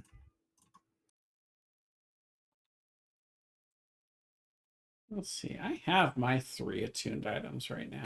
Oh, that's right. I have 1,500, or I already paid for the ring of protection, I think. The we put it on hold. That's at a right, we place did. for 1,500 because of I think Jay's connection with the merchants. You're right. Guild. Yeah, you're absolutely right. I have that here. Yeah, then they said it would take a little longer to get a hold of it, if I remember correctly. Yeah, that'll be ready by the end of the week for sure. Okay. It's a pretty good item for you still. Yeah. Like braces of defense are a little better, but like the +1 to saving throws is nothing to scoff at. Yeah. True. Will that be before my match? Yes. It will be before the match. So for the first 2 days, if there's anything you guys want to do, let me know. Otherwise, I'll just go ahead and fast forward over to the magical item auction. Nothing I want to do in particular, other than meet up with Nadali probably, and just kind of be like, "So that happened. What now? That's cool." Any other work? Would you guys all want to go meet up with Nadali? I think so. Yeah. I would also at some point try to.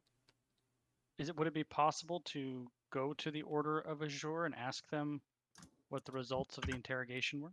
You would probably need to ask your friends about that because you don't have any personal experience talking to the Order of Azure, but your companions do. We probably asked Dolly about that when we go see her. And I do have message available. Or sending, rather. So if you want, I could send a message to them, but it seems like our connection is actually with Nadali more than them. And Nadali was there. We know that Nadali was there to oversee it, or that's what we had requested. So I would assume that she would be our contact person for that. Sure. If she wasn't there personally, though, I would hate to have a telephone game, so she would want to talk to them in person, or at least try to. Mm-hmm. Well, she could probably send us there as well. I don't quite have the magical know-how yet to actually get us there, but soon. They also probably wouldn't appreciate you just dropping in. It's true. On their Illuminati meeting. It's fair. We just show up in 5 casts of Disintegrate. What's up? I made myself a key! So to keep Nadali, you guys meet her. She's happy to meet with you all. She says, yes, I'm good to hear from you. We haven't spoken since the incident. How are you all doing? You all faring well? Fine. Excellent. I understand you're here to speak with the Order. I thought this was coming, and I've had Serena staying with me for the last several days while we deliberated our findings. Would you like to speak with her? Sure. Who is And, this person? Do we know? You don't know. The rest of the party knows. She would say, I don't believe you've had the pleasure. Serena is the head of the Order of Azure, an organization which deals with secretive arcane threats within the Empire. Oh, excuse me. Excellent.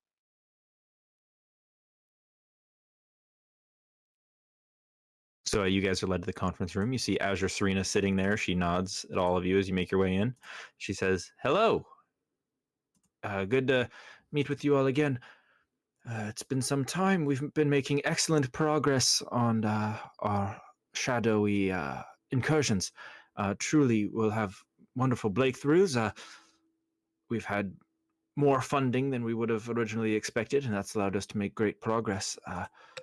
And we certainly completed that task that was bestowed upon us by the Emperor to strip Lord Goldbad of his faculties.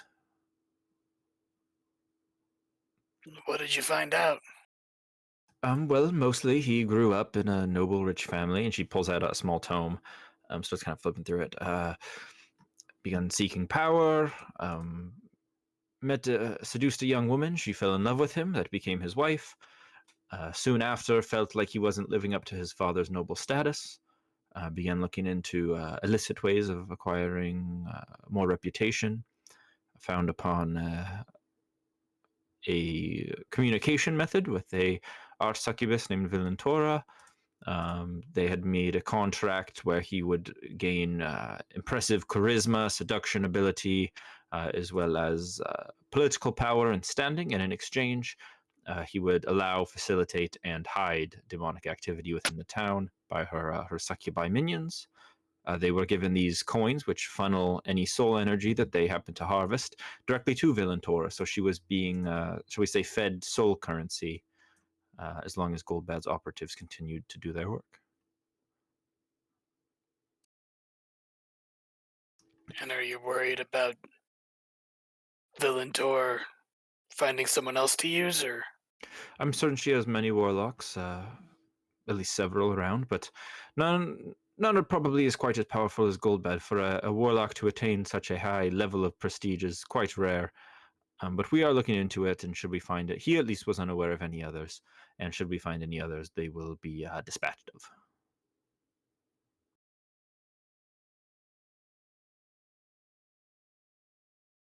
Kren's gonna look around to see if anyone else has any questions.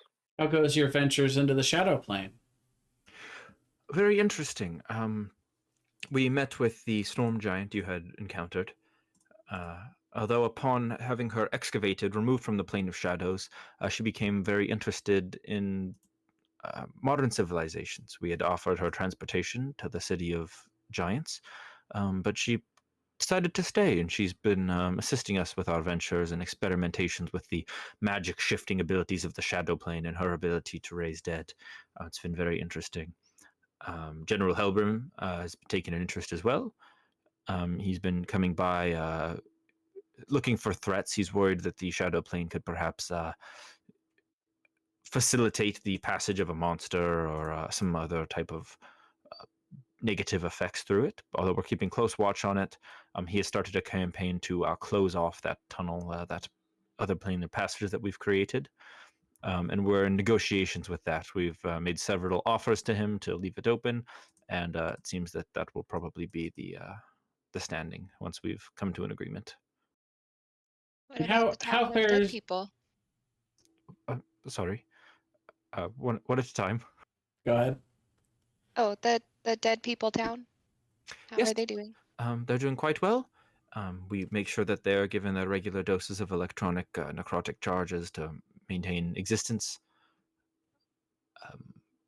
They're doing just fine, for dead people. How is Migos? We've been very interested in that strange creature. We're wondering if there's more of his kind or if he's a unique creature. We've been observing him quite closely and his fascination with light-forming objects. And he's spoken many of other times of his family and others, and we're hoping to find perhaps a colony of these strange creatures or similar, at least more of them. Perhaps he's not the only one, and we'd study them closer. Although our main interest at the moment, we've paused ventures into the Shadow Plane while we finish our negotiations with the general, of course. He has made several requests in exchange for keeping the passage open, and we are attempting to facilitate those. What kinds of requests?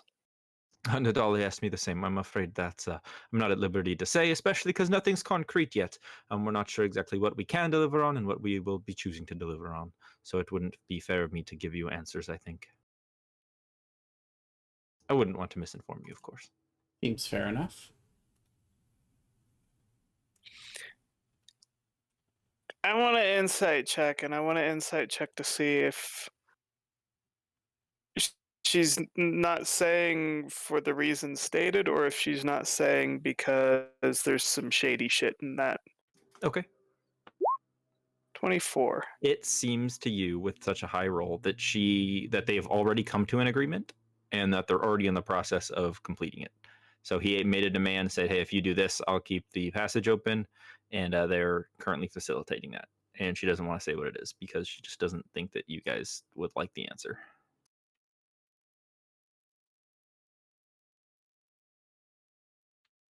I'm gonna, when she says that, I'm just gonna kind of flick my eyes to over towards Nadali in a way that's like, yeah, that's some bullshit. Nadali gives you a look like, I know, what do you want me to do about it? Start throwing fireballs, obviously.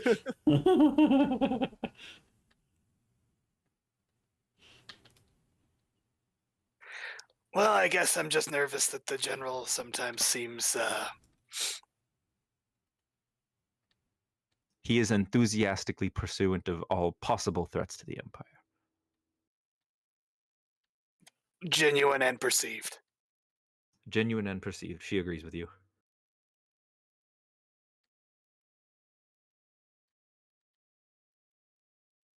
That's all. And I don't believe we've had the pleasure. Was it Jarsali? I am Lady Azure Serena.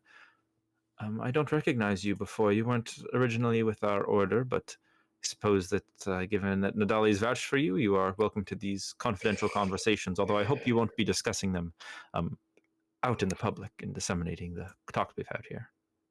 I wouldn't discuss them with anybody whose ears aren't already in this room. Excellent. Well, I'll be on my way then. I hope you enjoyed the execution. I've heard it was a lovely affair, and I'll be seeing you all in the future, I'm sure. And she trots her way out. Boots was gonna see if she could still talk. This is not Nadali, right? No, this is the never Azure mind Serena. She runs the order. Right. Nadali's still in here, and as she goes to the door, she goes, looks at Crane, and she goes, I know, what am I supposed to do about it? Whatever her and Helbram have going on, they have going on, and that's that. It's too late to stop whatever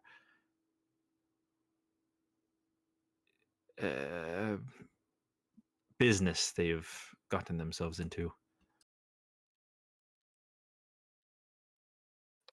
Yeah, I don't like it, but what can I do about it, right? My thoughts exactly. You can do more than me if there's anything to be done, but I don't know what you can do either, so. She wouldn't tell me either, so...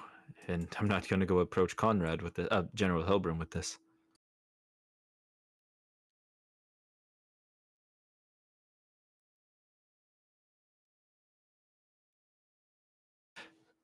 I've got a weird insight check request. Can I check? Okay. Can I insight check the familiarity of that slip? Was that more, or was that more? Is that what she actually said? That's what she actually said. Then yeah, I'd like to insight check the familiarity with that. But yeah, no, I See if that was Freudian. Mm-hmm. Yeah, you're not sure. Can I make that check too? Yeah. 11. You're not sure. Okay. Yeah, no idea. So is this person one of this Azure person? Is she someone on the council too? Or no? She's No. not. So she She's a secret order. yeah, they're like the Illuminati basically. The Order of Azure. And Nadali, so the Archmage that you guys are friends with, used to be the head of that organization, and then she decided she didn't want to be a part of it and left. And now this Azure Serena lady has taken over where Nadali used to lead. But the general is a member of the council, and so is she. Yes, Nadali, not the Azure person. The Azure person is not part of the council. All right. So Jarsali wants to make a comment like, something to the effect of, for members of the Imperial Council who are supposed to be running the whole empire together, you still keep many secrets and from another, keep each other in the dark. It seems like there is no trust amongst you. I want to see if I can gauge a reaction to that. She says, there is trust between us in that I truly believe every member of the council is, well, with the exception of Goldbad, of course, but that was my thought since the beginning, that although we all disagree on methods and we don't like each other too much, I believe that both General Helbrim and Judiciary Armsbruster truly want what's best for the Empire and want positive changes. We just disagree about what that looks like, but such is the challenges of a civil government. We don't have to get along as long as we all agree that we want what's best. There is discussion to be had and deliberation to be made. And that seems honest. What about to me with a 21? Yep, seems honest. What about the part about not always believing in Goldbad? Yeah, she always thought Goldbad was a piece of shit. Okay. When you guys got here, she was like, can you guys check out demon-y stuff? And then she seems like she knew in the back of her head Goldbad probably had something to do with it. So she never trusted him. But everybody else, she doesn't think they're good people. Like, she really doesn't seem to like General Helbrim that much, but she's like, he's kind of a lunatic, but he's trying to do the right thing, and that's okay. Just that's the description that fits every lawful evil character ever. What is? Oh, I'm trying to do the right thing.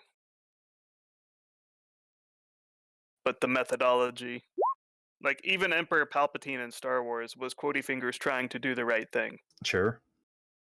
Like if any of you have seen the new Suicide Well, that's why he's the Squad, protagonist. if any of you guys have seen the new Suicide Squad where he says, I don't haven't care seen how it, but many I'd love to. how many men, women, and children I have to kill to get peace or whatever it is. Oh, Yeah. it's a good line. Yeah. I'll do anything for world peace, and I don't care how many men, women, and children I can kill to get it. Something like that. Yeah, that is lawful evil to a T. Yeah, that seems to be General Helbrim. General Helbrim's like, the Empire is gonna succeed, and I don't care how many men, women, and children I have to gravitationally rip to pieces to make it happen. Yeah. Yeah. Well, I guess is that it for Nadali? Think so for now, unless Nadali has anything else for us. She does not. Boots is gonna wait until people started filtering out and walk up to Nadali and be like, "Are you close yet?" Oh, yes, I have. Oh, fuck! I forgot about this, Nicole. I have notes for it somewhere. I forgot this was something. We can do it later. Okay, I have it for you. I just wasn't ready to confront it right now. No, that's fine. I'm sorry. No, you're I'm fine. a I bad don't mind. person. I'm a bad monster person, Nicole. Well, Don't yeah, I mean, let, you don't let me get away with obviously this. are. You're absolutely terrible human. Don't let me get away with this unscathed. I will forgive you once. I think this happened last time too, to be fair. Yes, it did. So that means he's out of forgives. Yeah. Oh, that's true. Okay, never mind. He's already been forgiven once. No forgive. You're a terrible, awful human, and I am ashamed to know you. Sorry. Damn. Love you, buddy. But no. I was trying to end it on a high note, but So, did we have any other prospects that we were looking at?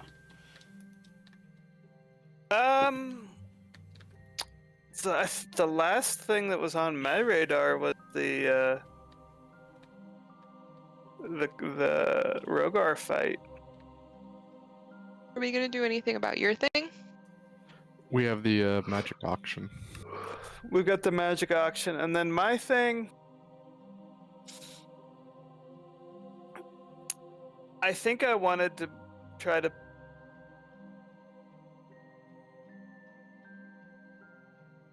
Oh, did he cut out for anybody else? Yeah. Yeah. So, no, I'm thinking.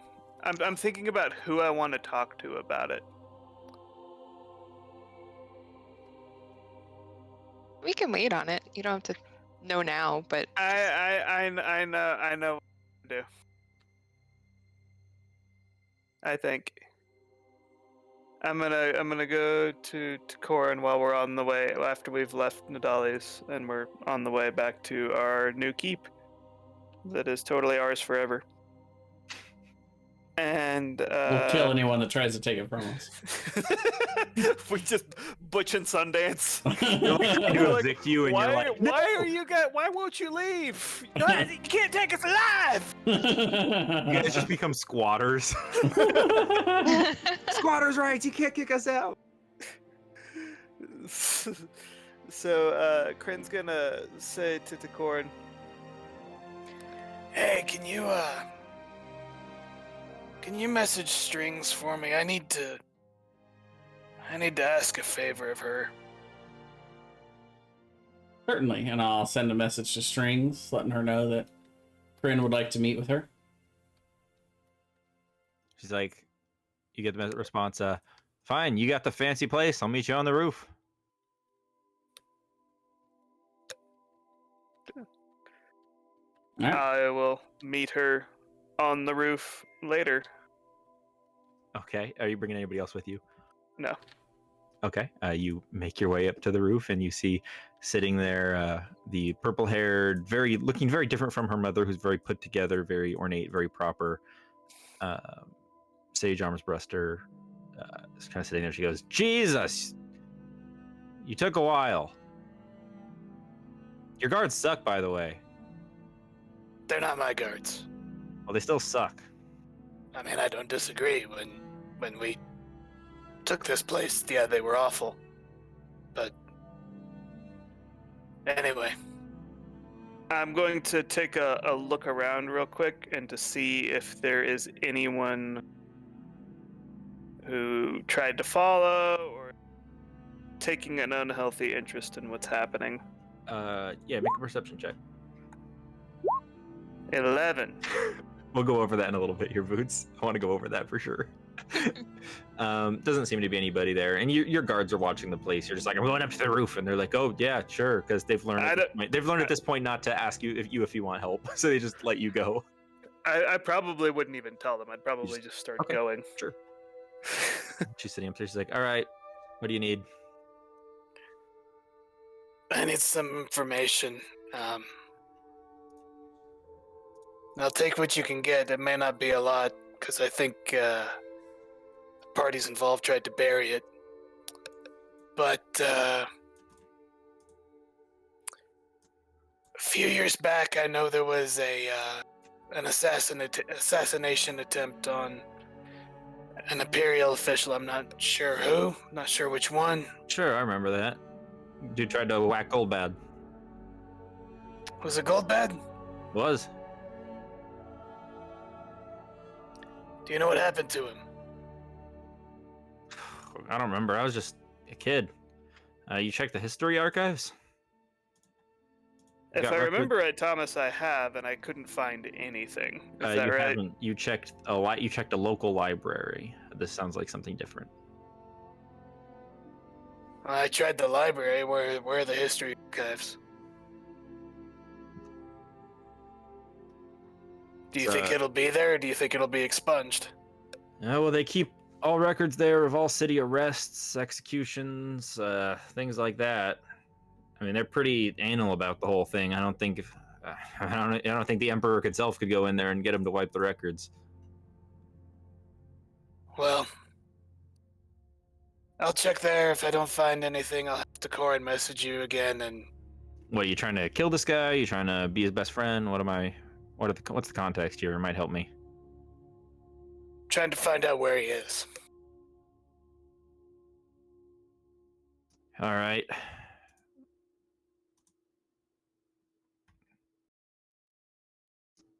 That's it? It's a pretty easy job. Last time you wanted me to, dig up dirt on politicians. That's it. Kind of narrows her eyes at you. Okay, fine. I'll throw 5 platinum at her. I don't need your gold, but I do need a favor. All right, what do you need?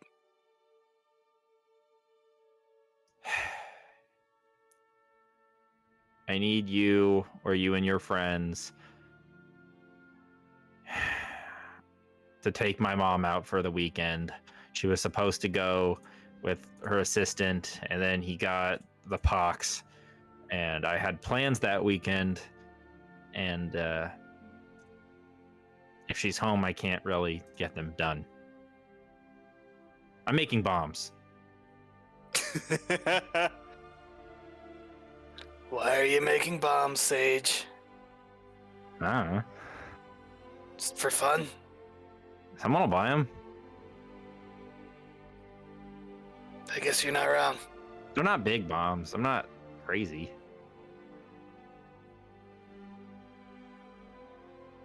Maybe miners need them for excavating or something. So you need your mom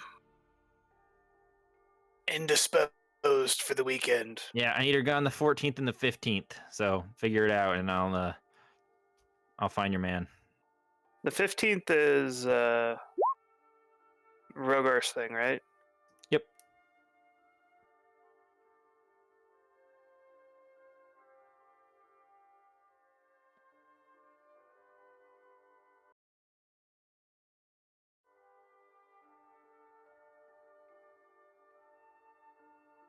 Well, what does your mom like to do? Old stuffy stuff, wine tastings, cheese tastings, the opera, old stuffy old people things. Brunch? I don't know. Fuck. Do you think she'd want to see? You do remember that at the last fight she was there, watching. Yeah, I was about to say, do you think she'd want to see Rogar's fight? Yeah, she'll go. Oh yeah, that's your guy, huh? Big cat. Yeah. Meow. Yep. So what do you guys feed that thing? Whatever he wants to eat. Oh yeah, I imagine. He's not much of a thing either. He's intelligent. Right. Cran will just kind of cock his head. We done here? Yeah.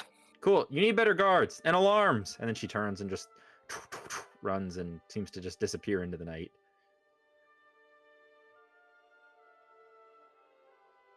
I'll go back downstairs and You see Boots there. 2 guards who you had seen previously in the Goldbad estate. And she's currently wearing her own clearly borrowed guard armor. And you walk by as Boots holds up her spear, and she's defending this small corridor with another guard who looks very upset. like she's wearing wielding a guard. the spear at me. Nope, she's wielding. Are you Boots? I imagine she's just holding. All the guards here have spear. The guards here have spears, and she's in some guard armor that does not fit her.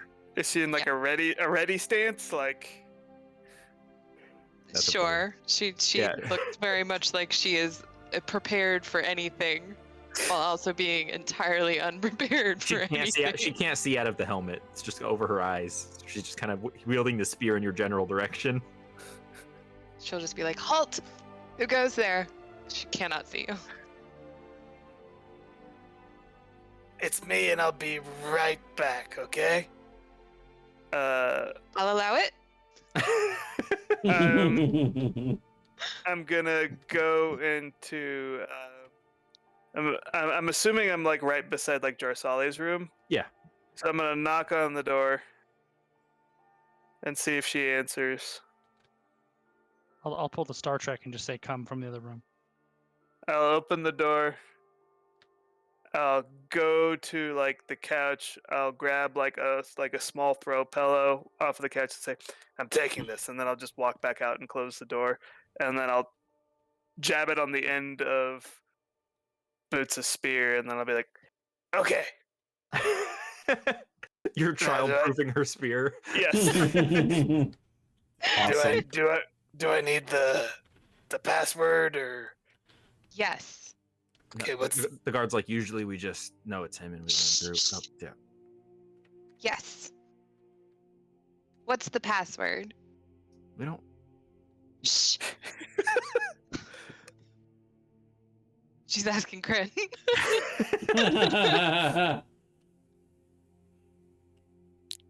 Let me think. Is the password scarf? Damn it, you're good. You can go through. I'll go through and. I like pat how her you on already the head. walked through to like get to the room. I'll walk past and say, "Try not to give the others too hard of a time." And I'll just give this knowing grin to the other guard, like See a you're single gonna be tear. doing this for hours. See a single tear just roll down his face. I Poor think broken Boots man. would Boots would definitely tell Kryn later that she was doing this purely to spite them for being mean to her earlier.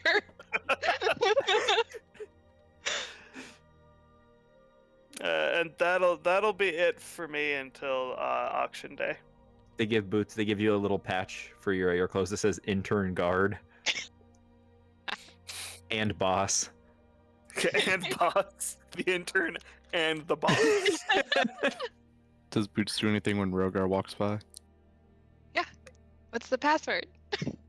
Oh She God! said to everybody. And if she sees a single guard not ask anybody walking past for a password, she yells at them. I'm just gonna walk right past. She allows it. What is Boots I yelling? thought she was gonna stab at him with the fluffy spear that's got the pillow on the end of it now. What does Boots yell at guards who aren't asking for the password for their bosses that they all know? She'll just be like, I don't think this is the way that this should be run. As someone who has worked for a day, I feel like this is very unsecure, unsecured. This is why your boss was a demon. You keep changing the password though, and we don't really have like a system. You know, this is just not really what we do. But you're in charge. If you want a password, we'll make everybody use the password. Seems kind of redundant because Missy's been working here for 20 years, so it seems kind of weird because there's a guard on each end of this hallway. Who of the two of us has worked for a demon? Just me. Yeah. So Missy may have worked here for many years, but she could be a demon. And demons don't know passwords. Make a perception check, Boots. That logic. You hear him whisper under his breath, I think I'm still working for a demon.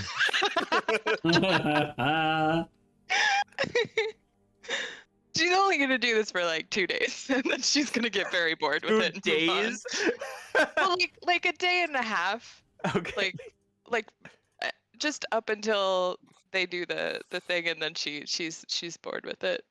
All right. Well, did I skip over anybody before we go to the magic item auction? I mean, I would have just spent time at the guild, just continuing to work. Well, they have the auction house. The first item up on the agenda is 2 beautiful gauntlets with large, screaming, inscripted golden orcs, or ogres, sorry. These are gauntlets of ogre power.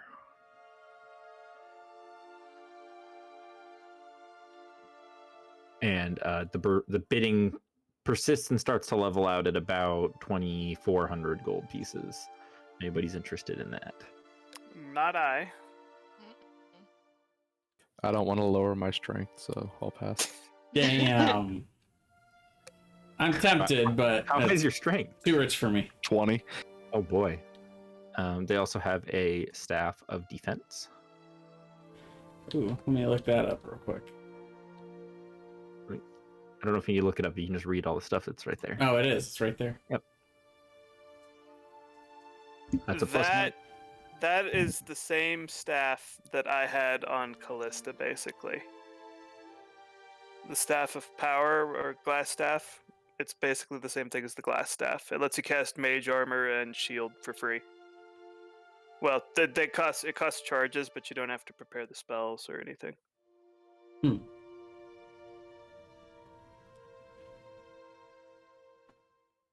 So is it time to loan to Corin more money?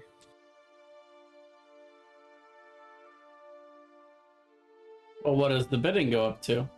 It goes up to about 3,000 gold pieces. Nope, I ain't loaning him money for that. That's a No. lot. Yeah, no. We're good.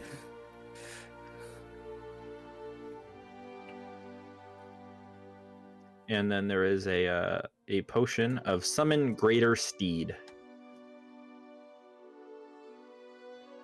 After drinking it, it summons a mount. It can be a Pegasus, a Periton, a Direwolf, a Rhinoceros, a Griffin, a Saber-toothed Tiger, and it essentially lasts as a mount until it reaches your hit points. That's pretty cool. And I'm assuming it can heal. Yes. What's So- the bidding go up to? That one starts to level out around 650 gold. That's a lot cheaper. The Yes. one-use potion, right? Well, it's a one-use potion, but the thing lasts Until it dies. Until it dies, yeah.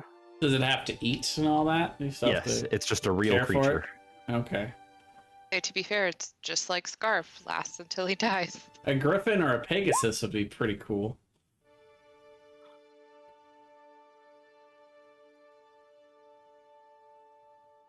I don't know what a Periton is.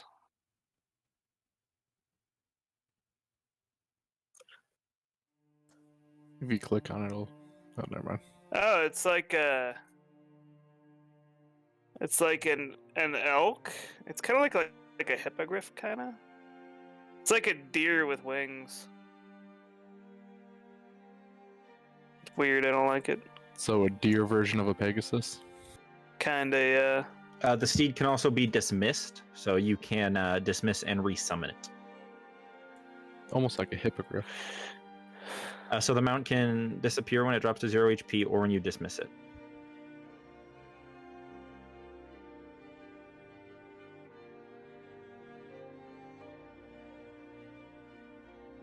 All right, I'm gonna pass.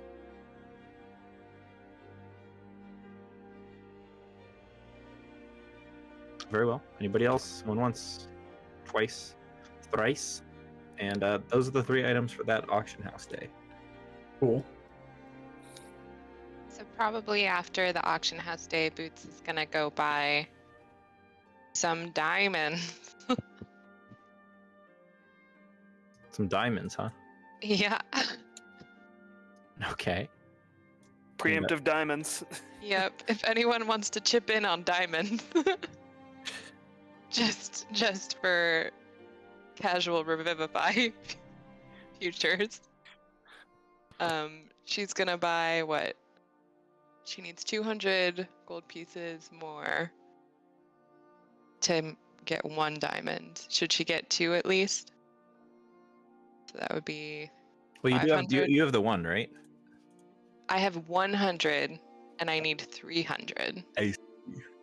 Yeah, that's why she would need at least another 200 gold pieces worth of diamonds to cast 1 revivify. I will throw 100 at it. I can throw in 50. And I can cover the rest.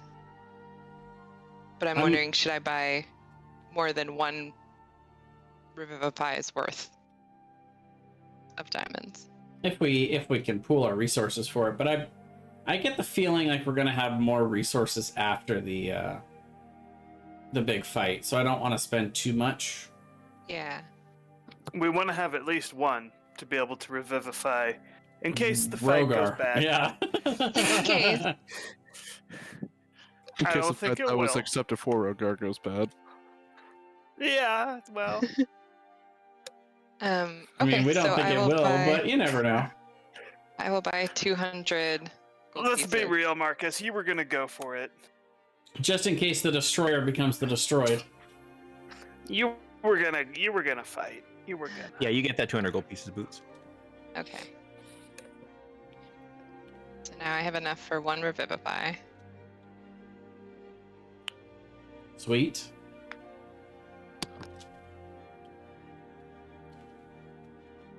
So then, can I spend a week of the downtime doing the work downtime activity? Yep, absolutely. Go ahead and make those rolls. I don't have that pulled up, but I trust you to do it. Okay, will do. I'm looking it up as we speak.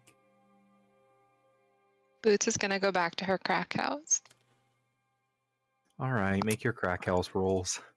I think it's we said it was the what is it? The herbalism kit check.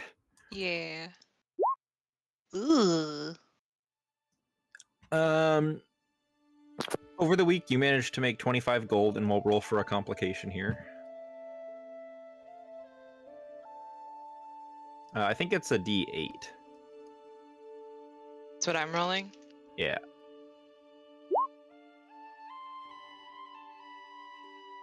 And what'd you roll? I rolled a 2. And I rolled a 9 on my herbalism kit. I don't know why I can't find my downtime. There it is. I'm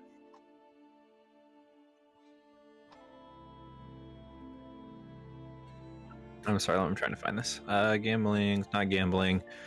It's not research. I think it's just work, right? Yeah, it's work.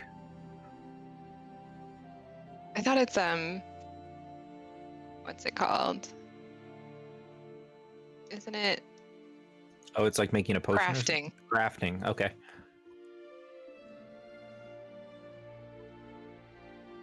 All right, let's see. You rolled a 2. Some really bad rumors start going around about you at the crack house. People are really scared of you. There's rumors going around that you're like a drug lord, and you find that your friends who usually sit next to you working at the drug house won't sit next to you anymore. And people are kind of ignoring you. It's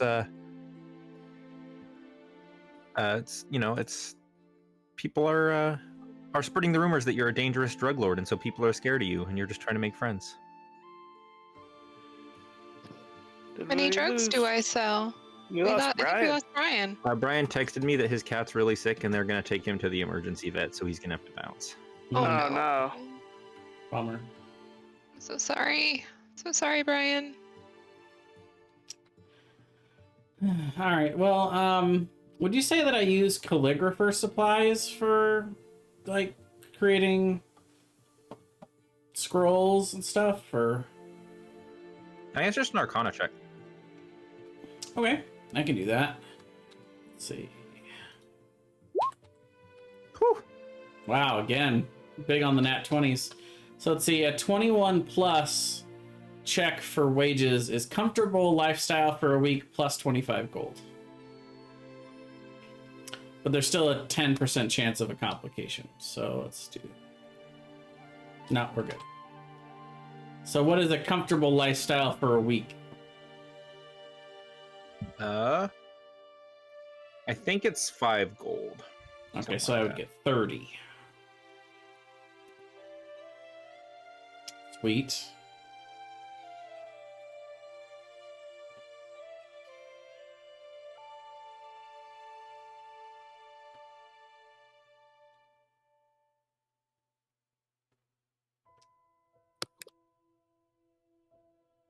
And Kryn and whoever else is interested in that, who's going to take out Lady Armsbruster on the 14th and 15th, and what will you be doing? On the 15th, you can obviously take her to Rogar's thing.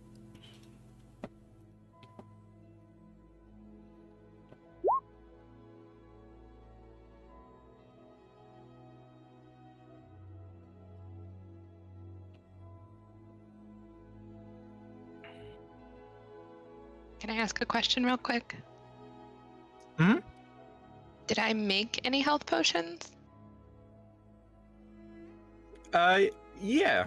Also, you can go ahead and make a health potion. Okay. Then Takorin might have to make a perception check at some point. You're gonna sneak it into his bag? Yeah. Gotcha.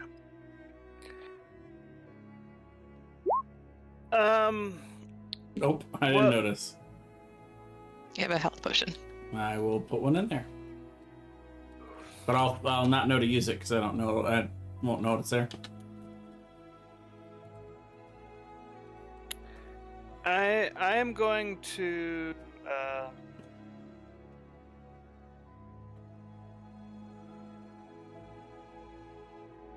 I assume she goes and like works at the castle during the day most days. Yep. So I'm going to run into her. I'm gonna go try to find her at the castle, kind of like as she's leaving, and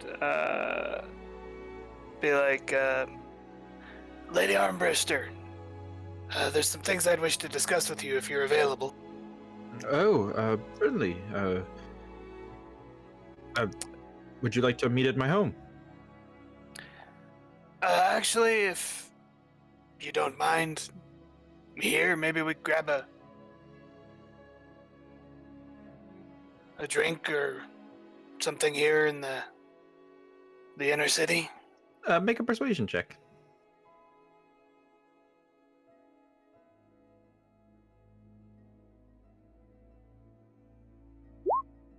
14. Sure, that sounds fine.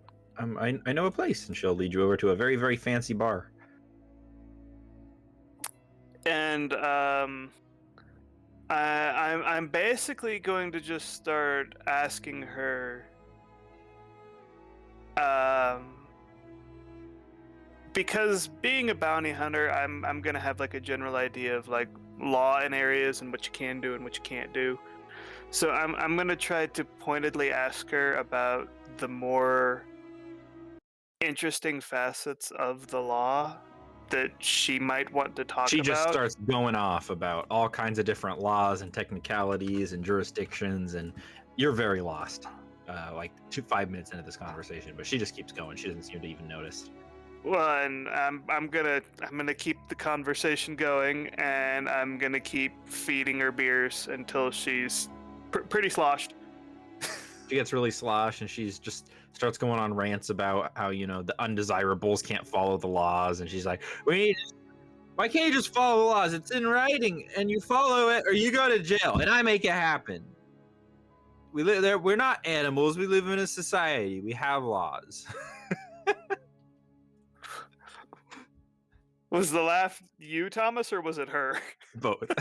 Both.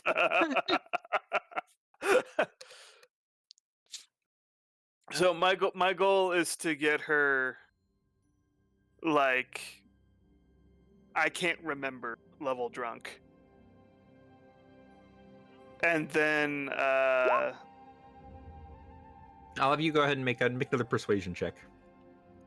another persuasion check. Okay. Yeah. 16. She's getting pretty drunk, but after she starts really feeling it, she's starting to try to be like, okay, I gotta get home. I gotta see my daughter. I can't keep drinking. Well, fair enough. Before we go, do you want to? I know you were at the last fight. I know you're probably a fan. Yeah, violence is terrible unless it's legal. Well, I'm sure you know that Rogar is. I'll go. I'm gonna watch him fight through the stave. Yeah. Do you want to actually? You know, we're staying at Goldbad Keep. Fuck that guy. Fuck that guy, right? He committed crimes.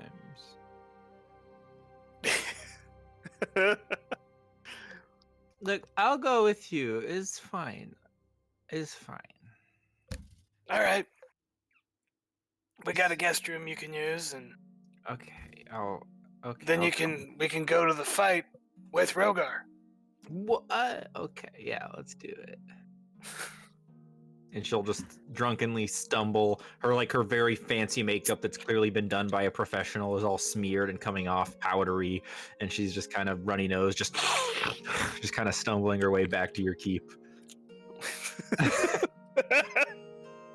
Cool, I did it. And where is she gonna stay? Because you guys gonna put her up in like a couch or something? I'll put her up in my room, and I will sleep. So was the room with the blue carpet taken? That's Decorin's room. Okay, then I'll just sleep in the private living room. Okay. I'll say Rogar and Boots and Decorin. I suppose you guys are up, getting ready to put your pajamas on, go to bed for the day, and Kryn comes in with this sloshed judiciary, and Kryn's just like leading her over to his room. I ignore it. Boots, you're on guard duty, and they're walking by.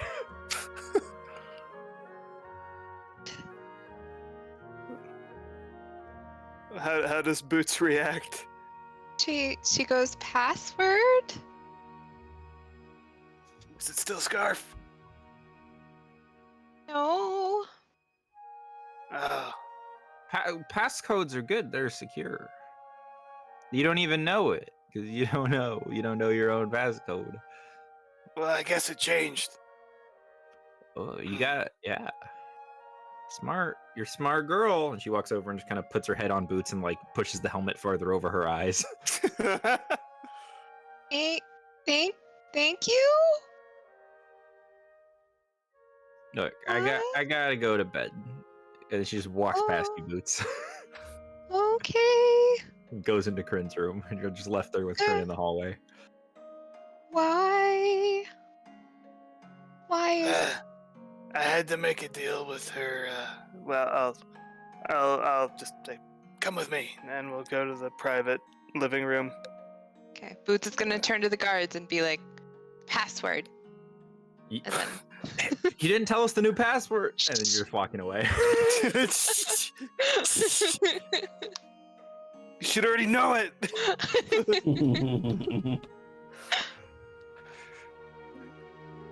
I made a deal with her daughter to get some information. Her daughter wanted me to get her mom out of the house for some time, so that's what I'm doing. That's it. Also, it's kind of ingratiating ourselves to her. So in the case that she's a good person, that's good. We've got a friend. In the case that she's a bad person, it'll be easier to find out that she's a bad person and find out the bad things she's done. So either way, it's a good thing. that's very smart. Anyway, I'm sleeping here tonight. Should I should go. I should No, you don't have to go. I'm just saying. Is Kryn a little drunk? I won't. No, Crit's not drunk. I'm just letting you know that I'm not going to be in my bedroom. In case you need something later, I'm going to be in here. Okay. Do you want me to send Scarf in? To my bedroom? No, to you. Well, which is also sort of your bedroom. Because this is your bedroom now. For now. For now. For tonight. Okay. I mean, if you want to, I don't... I'll send Scarf in. Oh, okay. Okay. Okay, good night. And she runs away. I'm confused at what's happening here. Does Decorin bring it up at all? No, Decorin doesn't know any of this. I'm saying me, the player, is confused at what's happening right now. Yeah, I don't know why I'm getting Scarf for the night, apparently, but it's fine. It's fine. I don't care. I don't understand any of this, but it's entertaining. Well, the next day, the night of the big fight, you all wake up early. Rogar, you have your breakfast of raw eggs to get bulked up. 24 raw eggs. He's eating a whole raw chicken. You guys Let's go, find, Roggy. Judiciary Armsbruster is downstairs in the same clothes from last night, but she's clearly had her makeup and hair redone, and she's eating breakfast in the dining room. and she's just like, "Ah, Destroyer! I look forward to seeing your virtuous bout later." I give her a polite nod. And you, young guard girl, would you mind fetching me, some sauce for my eggs? Thank you. She's not actually a... You've seen her in... Oh, I didn't recognize. I thought, yes, of course. Sorry, I was a little frazzled. I still am a little frazzled. Well, I've been training the guards here because they missed the fact that their previous person was a demon. So I would imagine Sir Jarsali, after hearing this, would just kind of like snap her fingers and summon one of the Sure. staff over. Yep. To be fair, Boots is like halfway walking towards the kitchen of like, I don't know what to do. But Which is like, okay. oh, you need. Okay, I guess I'll get that. Oh no, I don't need to get that. Oh, Well, She- and what kind of sauce would she even bring? Like that, I would like. Here's some mayo. hollandaise for the She egg would, Benedict, she would obviously. literally just grab like the first thing she saw. It could just be like a jug of milk, and she would bring it could back. like A1 steak sauce. It could be Tabasco. It could be soy sauce. It could be Worcestershire sauce. Well, as you guys prepare to go to the fight, Tartar sauce for your eggs. Lady Armsbruster would finish her breakfast, kind of put herself together a little more. And before you guys go off, she talks to you guys and she's like, Destroyer and friends, I do apologize for overindulging last night on our little date. I just got a little overexcited for, I don't get out a lot without the kids and without the guards. And I just don't want you to keep that image of you in my head. I'm a lady, of course. Of course, and you did nothing to embarrass or shame yourself in any way, shape, or form. It was lovely to share your company. You as well. Kryn, right? Yes. Anyways, let's get on our adventure. On the way, Boots will scoot over to Kryn and nudge him and just be like, "You went on a date." Ken kind of whispers, like, I kind of wasn't thinking of it that way, but I guess she was. I mean, you approached her and asked her if you could go out to drinks and then brought her back to your place. Yeah, but I didn't. Yeah, that's fair. All right. That's fair.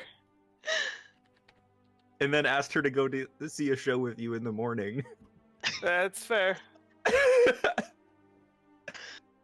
Kryn's like, oh shit. I think both Kryn and Aaron are like, "Oh shit." Yeah, a little bit. Well, Boots is ribbing you now. That's fair. You guys make your way to the Bostis Arena, which is overflowing with crowds. You see that it's been set up. There's already been several previous battles this day. And I can see from the dead guy and the blood. yeah, the crowd is electric. They've already seen like the warm-up fights, the pre-show fights, and now everybody's kind of getting a little antsy to see the main event. They start chanting "Destroyer, Destroyer, Destroyer," and you guys are able to place your bets on the fight. Talk to or give him a pep talk or whatever else you want to do in the private quarters, kind of in like the private fight preparation arena before you head at Rogar. I am going to place a wager, Thomas. Me too. Me as well. Me Although three. I'd give it to Kryn to place for me. Brian said he's going to hop back in here in just a second. Oh, good. Oh. Do we want to to take a quick break while we set up for everything? Is that okay with everybody? Oh, Oh, he's You just already came back. here. you're here. Hi. Hey, How you Was doing, it a Brian? False alarm? Well, no, we have a cat that's not feeling good, and we have a kid that's not feeling good. So we're Oh, trying to no, the kid's sick too. yeah, well, so we're trying to keep the two kids away from each other, so kid one doesn't get the baby sick. So my Yeah. wife trying to do both while keeping one away from the other was not really working, and then the cat kind of fell, and Oh God.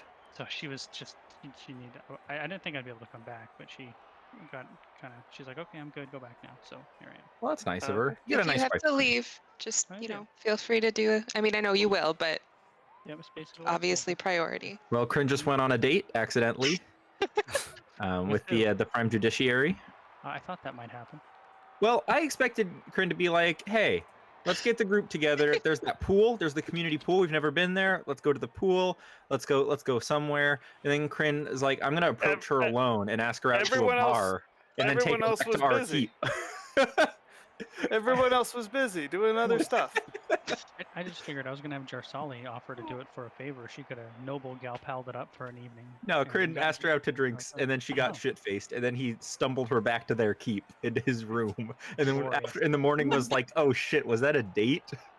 Well, I stayed in a different room Yeah. than her. To be clear, As far as we know. I did. Not when I And- tell it. To clarify, Tell it.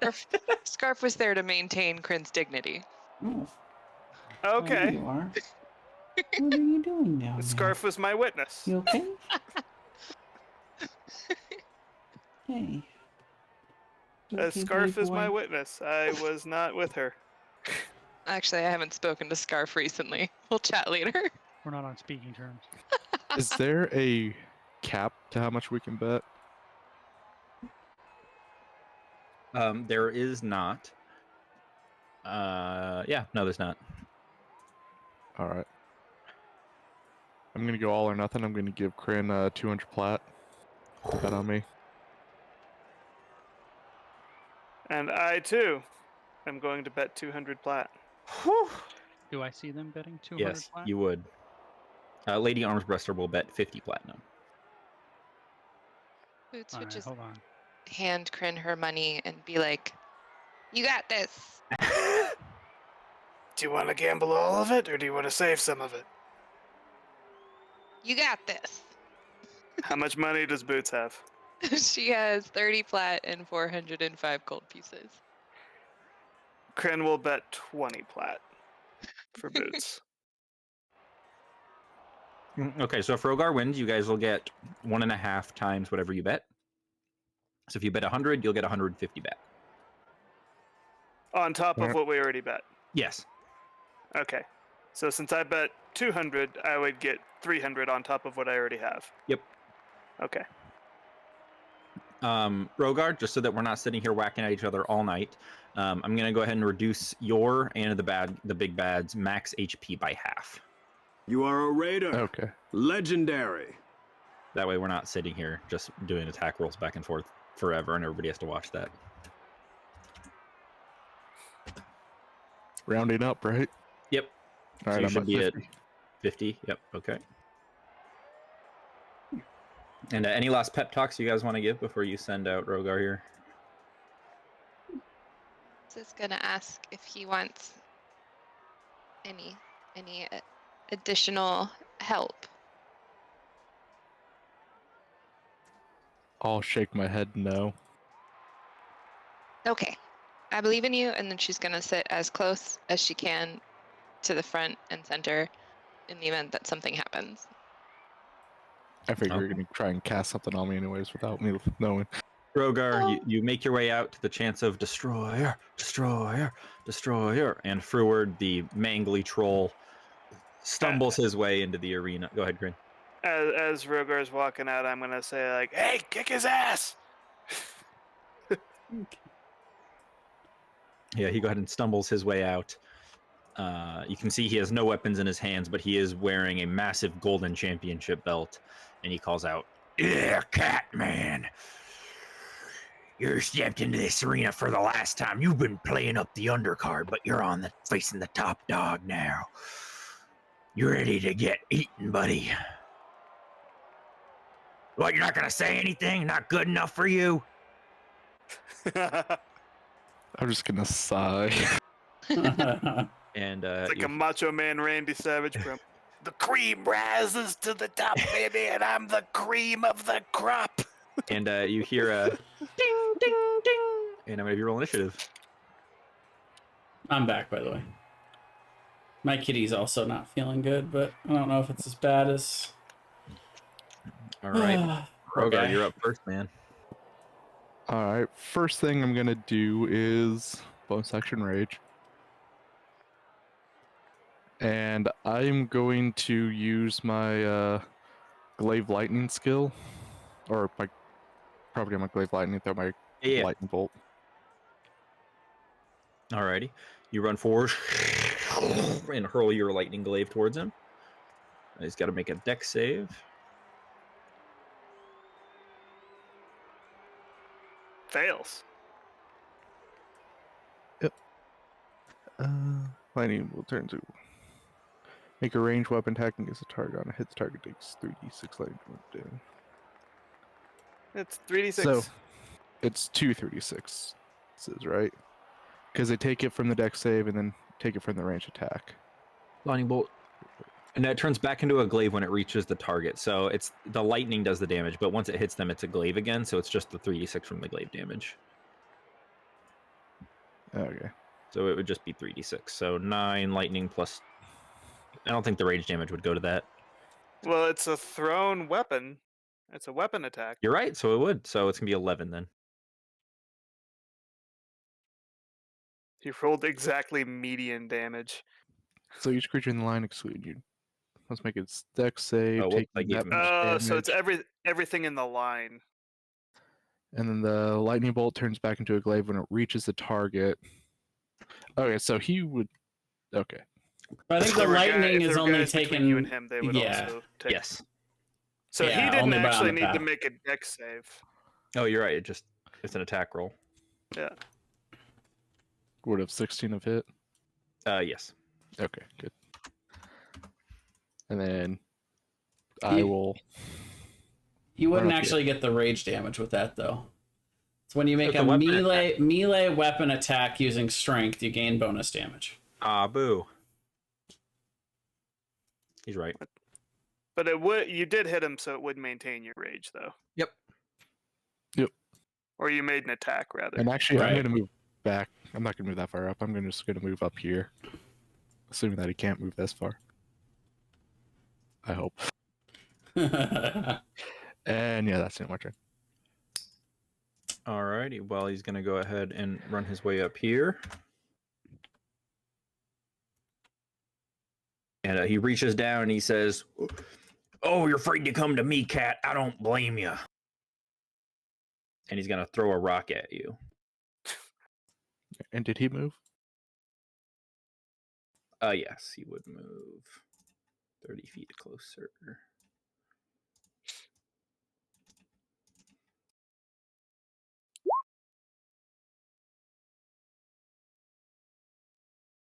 $12 and a 16 to hit.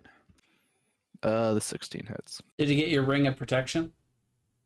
No, I haven't. You yet. would have gotten You it. would have gotten it. Yeah, we said you could get it before. If you want to just drag, you can just put not Google. You can type up Ring of Okay. Protection and drag it into your inventory. Then the 16 misses. Okay, perfect. You expertly dodge his rock tosses, and you're up again. Already getting value. I will walk. Run up Instant to him, gratification. and I will take my 2 glove attacks. 21, 17. 21 and 17 both hit. And as a bonus action, I will use my Daunting Roar. So he has to make a, what is it? Wisdom save. 8 plus proficiency plus con. 15. And it's con. Wisdom save. He's frightened of He's you now. frightened of me for 1 round, I think. Until the end of my next turn, yeah. All right. Well, if he's frightened of you, he can still make those attacks. So he's going to make 2 attacks. Actually, he makes 3 attacks at you. All at Okay. disadvantage. Yep.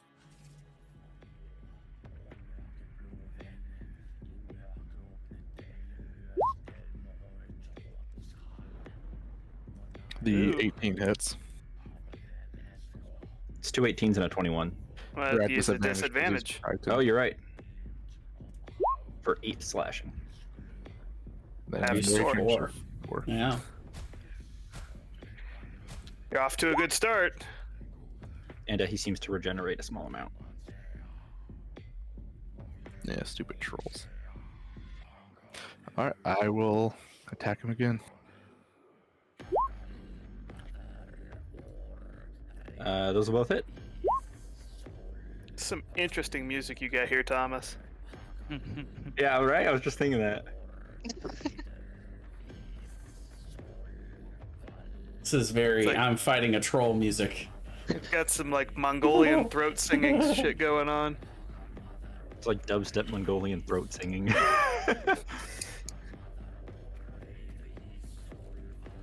That's it, bud. Hey, tube and throat singers are amazing. They Sure. are. 29 damage. Oh, 29. I missed one of those attacks. That's probably important. There we go. 2 of those hit. So 9 Wait, damage. no. Oh, he's not at disadvantage anymore. Nope. Okay.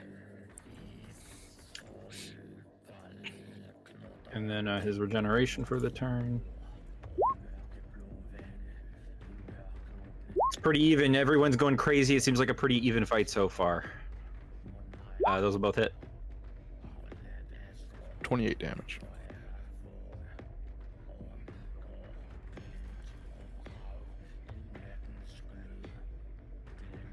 Alrighty.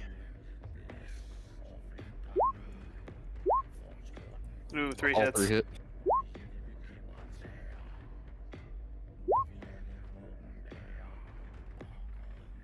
+18 plus 6, 24. So 12. I guess it depends on how you do it. Do you add them up or do you do it individually? No, individually. Individually, yeah. Then it would So do it'd 1 be more damage. Yeah, 3, 4, Yeah. and 6 if we're rounding up. Yeah. Those up both hit. 29.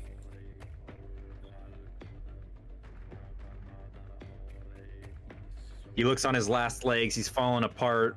His orcish regeneration, or sorry, his trollish regeneration is not helping as much. And people are realizing that you're about to win here. And everybody's going crazy. Destroyer, finish him, destroyer! And he just looks up at you and just says, "Come on, say something. Don't just look at me like that. This is all I have." And your turn, Rogar. Oh no, wait, it's his turn. He's gonna That's take his his. turn. 1 Oh, 2 hit. misses. Nice.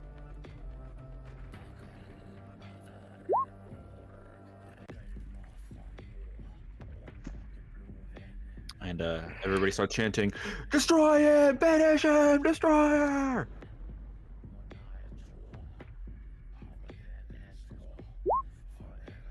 Oh no.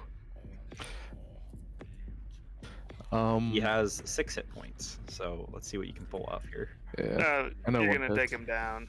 There's I no don't way you think do you less. can. Yeah, you can't roll that low. I'm trying to. How would you like to finish off Rurid the Stave? Kind of torn. I'm not sure if I would just knock him out or not. Yeah. Now, just a mechanics question.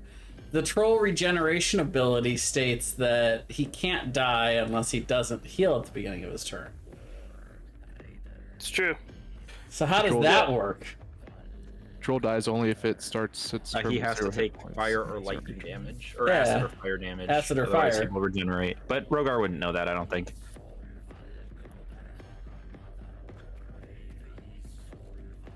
Yes, 10 damage. His head falls to the side, and everybody goes crazy, chanting, "Destroyer!" And you have the ability to claim the title belt if you'd like. I will first kneel down and pretty much like give a prayer for him, and then I'll take the title belt. Alrighty.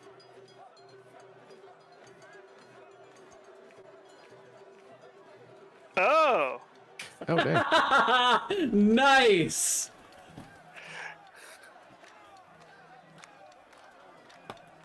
A +1 to your AC too? Yeah. Pretty Dang. good. So because it's a magical item, you still get that +1 to your strength, right? Yeah, he does. Nice. And Rogar, you are showered with gold and platinum pieces. And the rest of the night is a blur as you're whisked away back home and surrounded by adoring fans. They pick you up and carry all of you back to your keep. Lady Armsbruster is horrified by the whole ordeal. But you guys get back massive gold returns and are confident you're now among the richest people in the city. And Yeah, I've people got are playing 500 music plat outside your now. keep. Bands set up outside of your keep. They're all playing music all night long. It's impossible to sleep. There's drums and flutes and lyres and guitars as people celebrate and surround what was formerly Goldbad Keep to celebrate your victory. Yeah, I've got 500 plat now. How much do we get back? The same amount we bet, or? So you get back whatever you bet plus 1.5. Oh wow. Yep.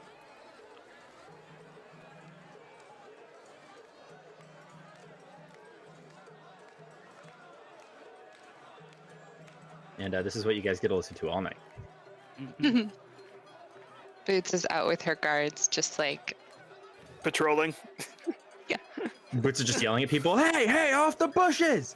What's the password? You need to know the password to get on the bushes. Boots, that's a good gift.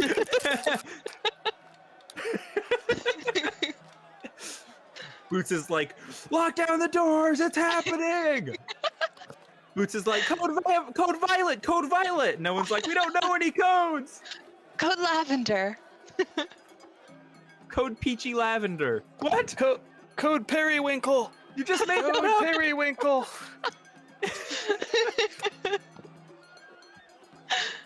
And Boots, you eventually managed to get to sleep after a long night of guard patrol.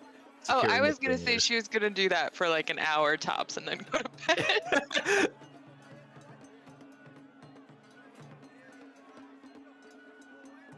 Well, I'm assuming you'd like to attune to your new belt, Marcus. Yeah, we'll do that.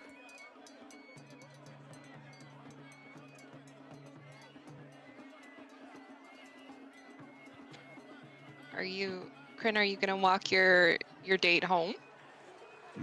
Nope. Well, she can't leave right now because the keep is surrounded. Oh, that's true. So she would just kind of look around bashfully and say, I'm terribly sorry, but would it be a horrible inconvenience for me to spend the night in your company, all of you? Boots is just gonna look pointedly at Kryn. Everybody looks at Kryn. I have no objections. Excellent, drinks then, to celebrate. And she marches her way inside and starts making everybody drinks. Sweet.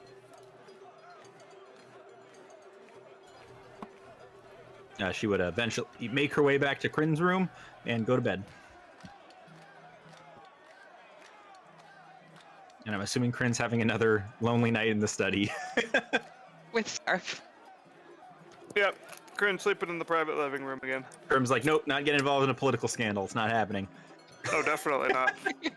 Oh, what are you talking about? I've already told all my society friends about it. There's already a scandal. Oh God, what have you done, Kryn? Got And him. I haven't said a lie either. I keep saying she's just staying in his room these nights. She's always horribly drunk. And the next day, you guys wake up. Lady Armsbruster lets you guys know that she must get on her way to get home to her daughter, who's certainly worried about her. And she'd thank you all, walk by, pat Kryn on the hand, and then make her way out.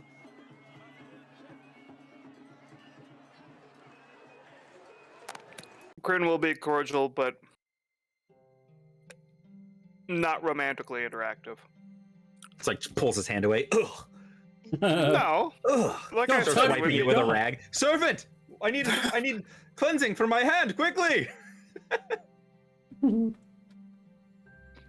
Like I said, Kryn would be cordial, but not engage romantically.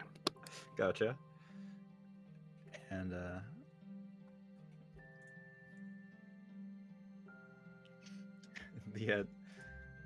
the next day, there's outside of your keep is just trashed. I mean, the walls are fine, but everything outside is just tents that have been set up and alcohol everywhere and passed out people. A couple musicians that are clearly like scruffy and living in the bush now. I'm glad we don't own this place. Yeah. Boots will come out and inspect her guard's work. The guards provide you guys with several pieces of information. You guys have gotten some mail. The first is from a housing agency that wants to let you guys know to set up an appointment with them. They'll take you to some different prospective locations throughout the city of where you guys could be moving into, and you can choose one. I passed that to Sir Fenian. That's his job. Sure. And the second is a notice of summoning from General Hellbrim. He lets you know that he wanted to personally thank you for your actions in keeping the town safe, and that he has an offer of employment if you guys are interested. If not, he would at least like you to come hear him out, even if you're already set against it. Colonel want to hear him out just because it's an opportunity to learn more about him. Yeah. And then thirdly, you guys have also gotten a notice with several all-access passes to the Archive of History. Which are just left without an address or return, and there's just a little smiley face on the box. We got 3, was that right? Yep. Oh, You get the feeling people were trying to send messengers here, and once they saw the crowd, they were like, "Now, just send a letter." yeah. I'll give one of the passes to Korin and be like, I don't know, you might find some useful things there. Certainly. And I need one of these for myself at the moment. We've got an extra one. Would anyone like to make use of it? I'm probably going to be heading that way today. Could make use of it if nobody else has. Make use of what? It's a pass to the Archive of History, Oh, okay. where it's basically every census type thing this city could ever have. Well, if you need me to research anything in particular, let me know. Otherwise, I will, I'm sure, get much useful information out of this. I'll let you know. And I'll give the third pass to Jarsali.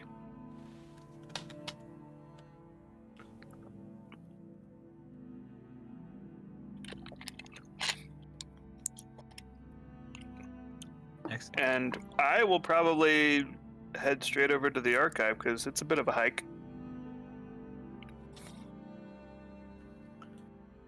Well, before he goes, I want to discuss when, if at all, we are going to go try to hear out General Hellbrim at his keep. So especially considering that it's so close to the Archive of History. It is, isn't it? It's right next door. Go on the way. Well, let's hear him out first because that probably won't take very long, and then we can go straight to the archive, right? Indeed. And I cannot fathom... Uh-oh. No, not again. You okay, buddy? Hey, No. Thomas, what place is this? I assume we probably would find out since we've been to Bass's Keep. I'm and sure. all So that's a Church of Cassin. It is next to the Botanical Gardens of Cassin. Cassin is the god of coins and commerce, and that's why the Lord of Coins keep his built so close to it. There. And we're but gonna yeah, find out at least some of what this stuff up to the north over by Hellbrim Keep is. sure, on the way. But yeah, anyway, a good opportunity for us to get in closer with him to figure out, if there's anything we can use potentially against him in the future. How much Or if he's just not actually as bad as he appears, but feels compelled to, is driven by something, or who knows. How much does a bag of holding cost?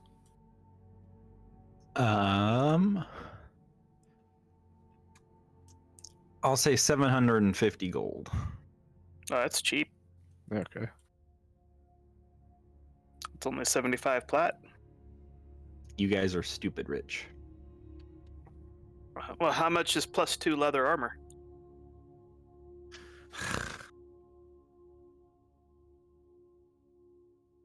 Uh,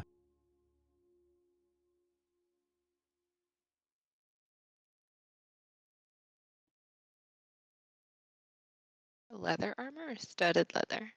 Well, +2 studded leather. Yeah. Mm. Actually, glamored armor. glamored armor. You're making me Google all this stuff, Aaron. Sorry. It's now a shopping episode. Why were you not prepared, Thomas? Glamored studded leather is considered rare. Rare items cost about 5,000 gold for glamored studded leather.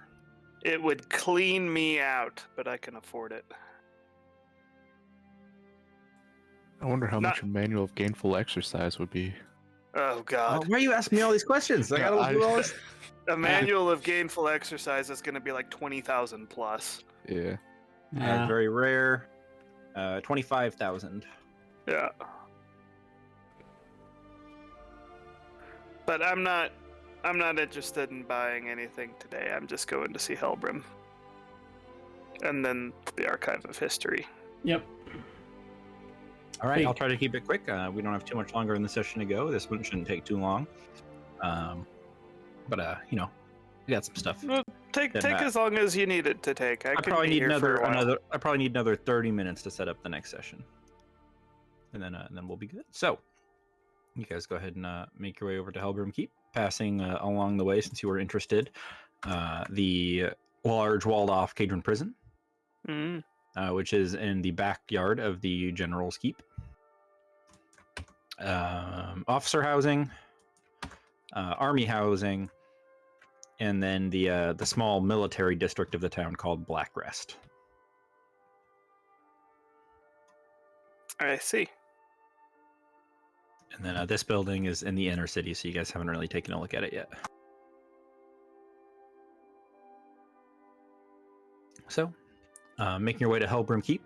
You see it's a very fortified keep location. Rather than having dancing halls and beautiful, luxurious gardens, this one's clearly built to be a fortress. There are cannons set up on the top of the walls, massive ballista, and about triple the guard presence that Goldbad had. You guys are ushered inside and welcomed into a very small, much less ostentatious meeting hall, which is essentially just a small conference room with 4 guards. Helbrim makes his way in. Kind of nods. He's kind of sipping on a mug of some kind of hot liquid. You can see like steam coming out of it, and he dismisses the other guards. I'm assuming everyone went to this, right? Or did somebody not want to go? I came. I went. Cool. Loudly pulls his seat out and sits down. So you guys not coffee or anything? Coffee? Yeah, you never had coffee? He pushes the mug over to you.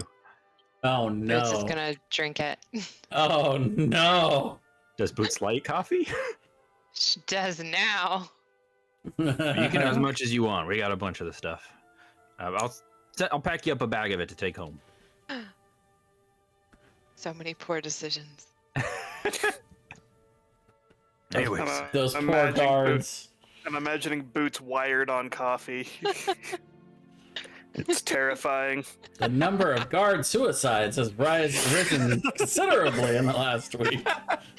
It's all coming from one place, too. Boots is like, everybody seems really depressed. I need to have a meeting to talk to everybody about why they're sad. Clearly, they need someone to talk to reach out to them. Anyways, got work for you if you're interested. I don't know who you can trust these days, but well, you've gotten close to earning mine, I suppose. Even though we're dirty outsiders. You gotta understand, I don't mean that you're not dirty. You seem well-traveled and sophisticated, smart, righteous people. You're just not Empire material. At least not yet, but I think you're coming closer. And he smiles like that's a genuine compliment, and you should feel very grateful that he said it. Stone faced. Like, What did you have in mind? Well, I've gotten some intel that perhaps some criminal organizations operating out of the valley and the comments have been selling Empire secrets to Alliance spies.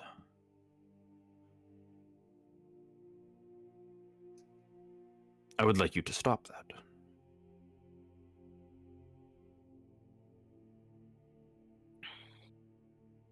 That's something that we may be able to facilitate.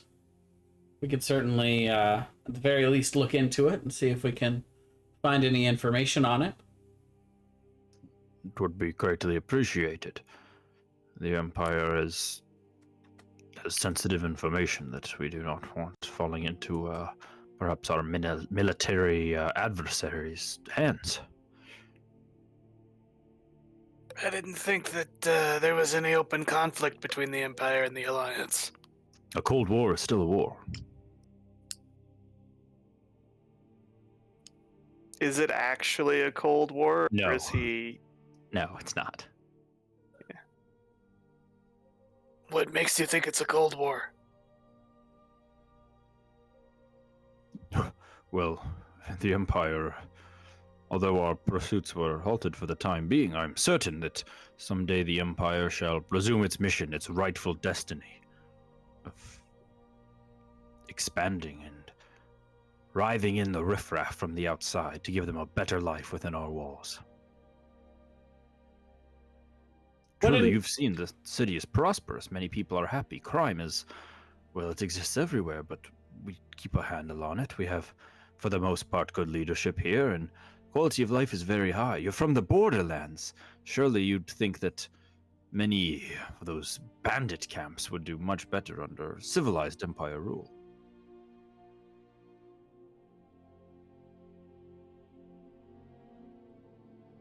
What exactly what information are you hoping for us to keep safe and secure? Make a persuasion check. All right. I'll add to that. Okay. We can't really know what information is valuable or not valuable, or that we're supposed to be protecting, unless we know what information we're supposed to be protecting. I'll give you advantage on that for that, Corin. Says, well, must admit that the reason I came to you is because you're already privy to some of this information, having taken a venture to the Shadow Plane, I hear, which, by the way, very brave for a couple of wandering adventurers, no formal training, no military experience, to venture your way into a dark, horrible place like that and come out unscathed. Well, it almost brings a tear to my eye. Who says that strong men are dead, huh? Anyways, I've been proposing for a while that we close off that shadowy realm to keep the horrors that lie within it away from our safe plane, the material. But the Order of Azure insists on conducting research there, so I've convinced them through a series of excellent negotiations on my part to utilize this research, should I allow it to continue, to develop powerful weapons technology, unlike the world has ever seen, just in case those Alliance rebels ever decide that they would like to try to finish what they started and dismantle the Great Cadron Empire. Purely a defensive weapon, of course, but one that I wouldn't want general knowledge of to be in the wrong hands too soon. So, Thomas, again, if I'm remembering my history right, the Empire aggressed on the Alliance, which actually caused the Alliance to form. Yep. They were bullying And- small nations. And the Alliance basically just were trying to defend themselves, not dismantle the Empire. Yeah, and then so the Emperor died of natural causes.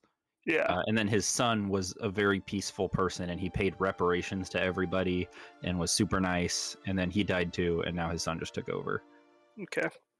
And nobody's quite sure what this one's gonna do. He seems malleable from what we know.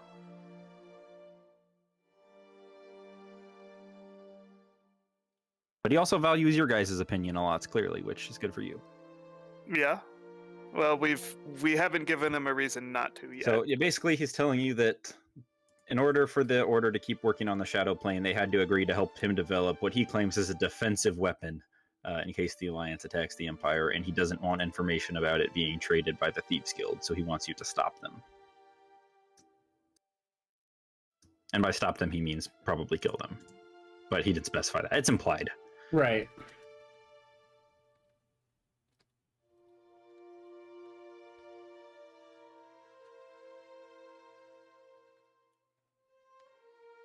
Now, to the best of our knowledge, do we feel like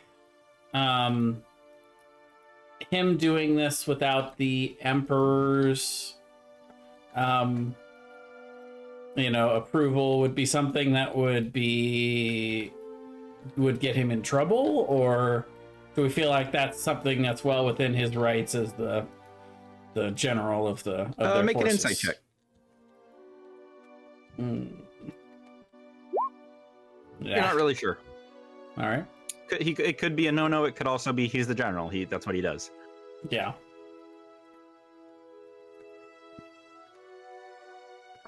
I'm gonna just straight up ask: is the Emperor aware of these goings on?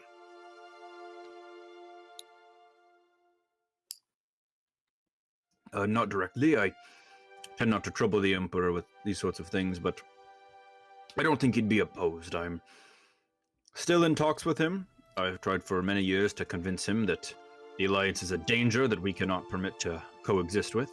They could strike any day now. They could be anywhere, any one of us. But the Emperor is still soft of heart, pure, innocent man, untouched by the horrors of war, men like us. He doesn't understand. But I'm confident he'll come around. I've never been in a war, really. I've just You're in one right now. had to deal with people making incursions into my homeland and taking people sometimes against their will. He totally misses your reference. He's like, the war is always ongoing, my friend. Life is a war. It's just some people are naive to the horrors it holds. But You're right. You're right about that. Totally misses it again, and he's just like, you understand. He's like, this guy gets it. Brennan's like, wow, this guy really doesn't get it. Like, this guy's a fucking brick. And he's like, the Emperor someday will realize the threat they pose, and, well, then we will make demands of the Alliance to surrender, and if they don't, then it's back to war. of course, I've made this proposition to him many times. He says it's never going to happen, but I'm unconvinced. I think that one day I'll be able to sway his ear. All it takes is one large attack, one large incident where the Alliance infringes upon us, and I think I can use it to rightfully place the Empire back on top of the world. Sorry, I'm rambling. Small job, keeping these secrets under wraps. What say you? Name your terms.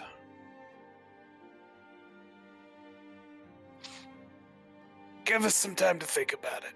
Of course. Do let me know soon, though. Otherwise, I would just like to put someone else on it before it becomes too urgent. I'll enlist Tatiana, or I've heard Crane has returned to town, so perhaps him. Within a couple days, perhaps? Excellent, yes.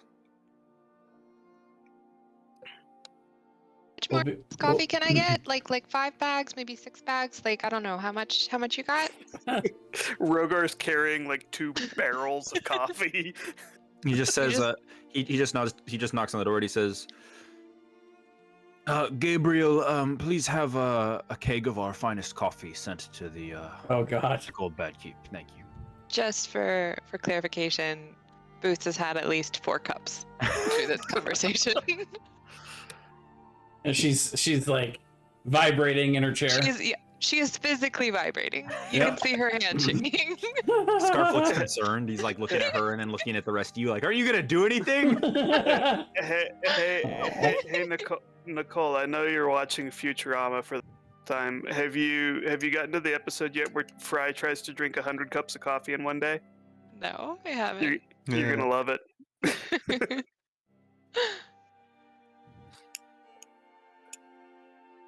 So, you guys are able to leave. You do as you're making your way out. You see Tatiana is just making her way down through the northern estates towards the prison.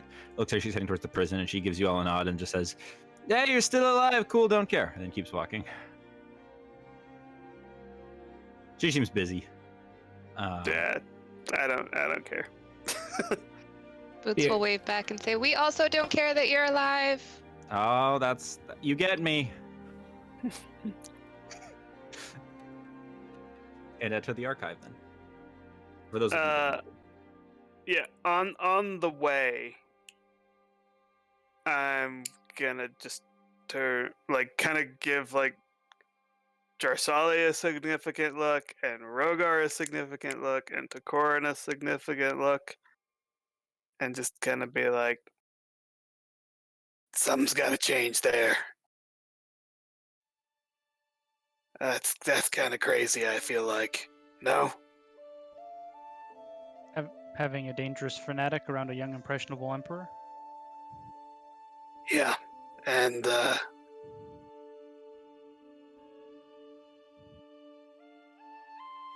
let's just say he can't see the forest for the trees.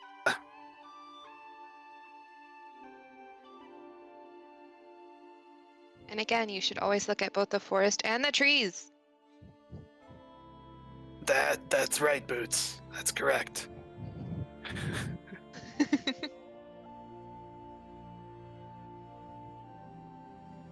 I don't like him in general, but he has amazing coffee. He's not the one who makes the coffee, though, I promise. We will find them. It'll probably have the brand or the company that makes it on the barrel. Boots has a mission. Oh God. I'm on a mission from God. You know that God is a cup of coffee? Sorry, that's a reference to a very little known skit known as Corn God. You know that God is corn? Anyways, General- God of the cornflakes. What's his name? General Hellbrim. Grievous, but I know that's not right. Hellbrim. Grievous. What The general What- suffers from an arrogance and fanaticism that is all too common to many of the younger, shorter-lived races. He lacks the perspective of the broader picture and his place in things. Yeah. And lacks the perspective of being on the receiving end of the atrocities he would commit.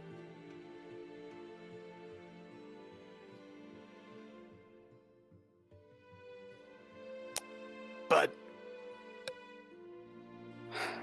I don't know how we'll deal with him. We'll have to find some other way. There's nothing we can do about him at the moment. I need to go to the Archive of History. Some things I need to find out there. I will continue my research on this land, and what a great place to do it, in the Archive of History. And So that's two. You guys have one more pass for Yeah, entering. I think Jay's going too, but he also said BRB. I think his cat might have yucked on the floor again.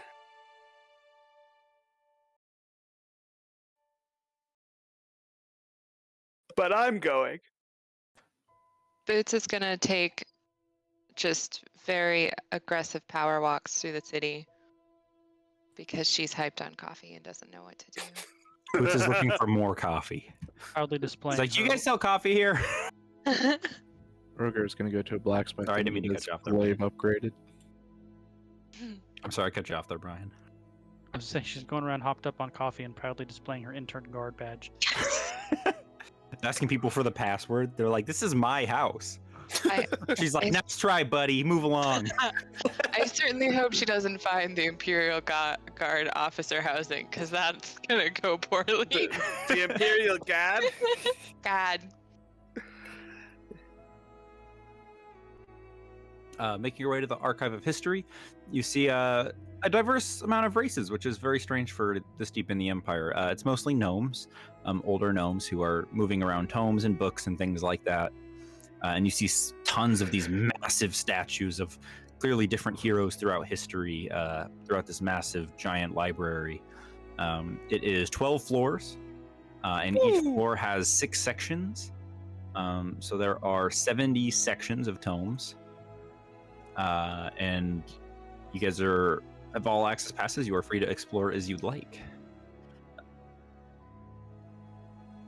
Well, you know what I'm looking for, Thomas. Yeah, I sure do. So I'm gonna look for that. This is a very massive library. I would implore you to either hire a guide, because they do paid guides for 5 gold through the archive, or taking somebody with you to help you look, because there's a lot of stuff here to look through.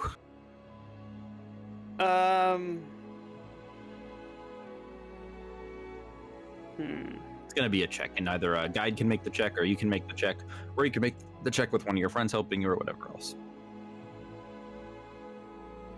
What do I know? What type of check it's gonna be? Investigation.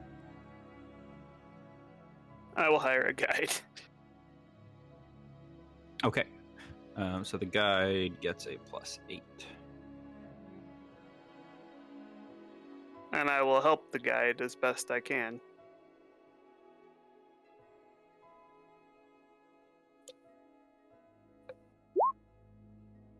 Hey, that's pretty he good. finds what you're looking for. I can message it to you if you'd like, or I can say it. Your call. Just message it to me. Okay.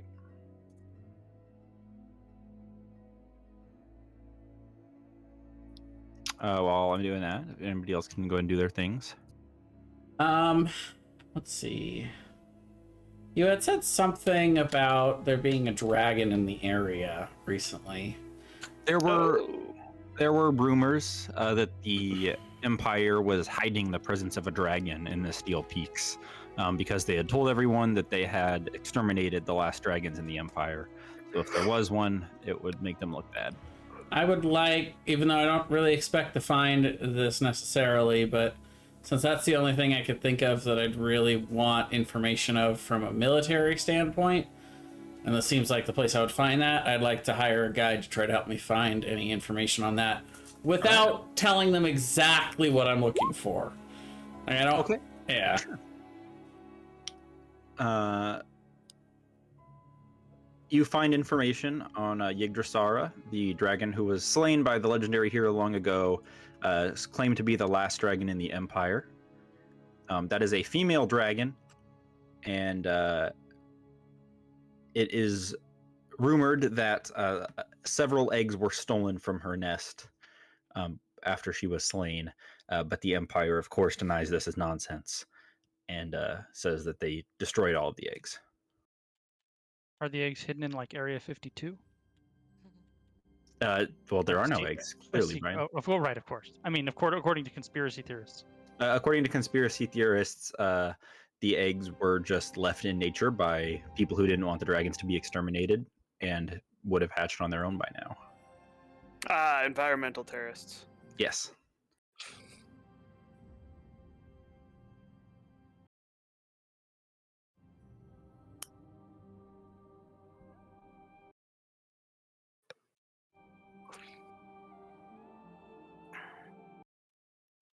I would just be looking for general history, things that will increase my understanding of the Empire and the territories around it. Part of my research. Not looking for anything specific.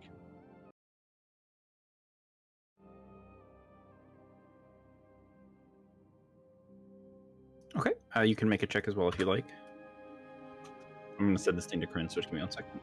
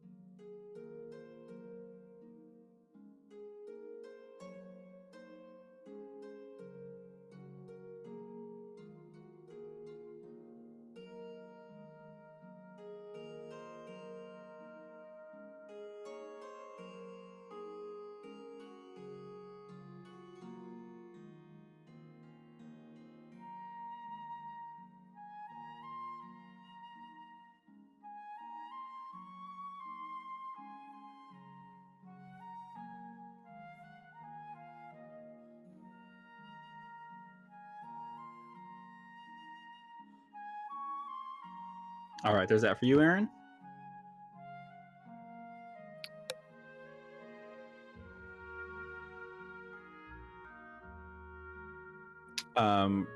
Jarsala, you find a good bit of interesting information about several famed heroes in the land. You learned a little bit about the heritage of some of the lords and how they came into their money and power. Nothing, you're not looking for anything super crazy or specific, but there's a few interesting facts in there, and you feel like you are more well-read having left the archive than before you came in. Sounds good. Cool. As you guys exit then, and you have on the horizon several leads, including the quest from General Hellbrim, the finding a new place to live, and a few other things that are going to be coming up here really soon. I think that's probably a good place to end the session. Did Boots find coffee? Investigation check, Boots. Okay. Also, would I be able to upgrade my weapon again? Yeah, Use how would the- you like? Yeah, absolutely. How would you like it upgraded? Add the brutal tag. Yep, go for it. And would I be able to see if I can get a discount on it? Kind of like since Make they're a working on the persuasion changes. So celebrity discount. Yeah, make a I know persuasion who check. I Okay. am. I would hand a note to Kryn to ask him if he would come with me to do that because I can't talk. Sure. Don't you know who this is? Yeah, I'll come with you. I need to get a piece of armor for myself too. You really gonna charge the champ a premium? So am I making the persuasion or is Kryn? since You he's make Look playing? at this belt. Darn. I make it or he I'm makes gonna have Rogar make it. I'm helping him. Okay. They'll do it for 900 gold on the condition that in your next fight, you or your hype man advertise where you had it your weapon brutalized. All right. So they want you to be like, oh yeah, see how he destroyed that guy? Get that weapon at Nick's Weapon Emporium. So they do it for 100 gold less. I'll agree for Kryn to do that. It's like, Brayden got him into this mess. Yeah. Well, he's already extricated himself from the mess that I got him into. That's fair. Now he's getting me into a small thing, which is just desserts. That's fine. you guys meet up with Boots, who is putting baked beans into water, trying to make her coffee. It's not going well. Yeah, sounds about right. Your Boots, this coffee is disgusting. This is clearly Hellbrim has premium, high quality, noble coffee, and you're drinking peasant swill coffee. You're far too good for this horrible bean water. You need real premium, expensive coffee. Bean water. Literal bean water. Clearly the cheap stuff tastes terrible. It's the good stuff you need. Hmm. So Just need more of the good we stuff. do we find her drinking bean water? I'd assume she's just like going like store to store with all these different beans, like putting them in hot cups of water, and she's like, "Nothing's working." I'm gonna say to Boots, why are you drinking bean water with bento beans? I just need more coffee. Those aren't coffee beans. What's the difference? Well, it's a completely different plant for one. Like, you're a druid, right? No, I'm a ranger. He's right. She is. Yes, I suppose I just, it could be any kind of bean. I don't know. I don't know That's- coffee. It's a specific type of bean. It's called a coffee bean. We'll find coffee beans then.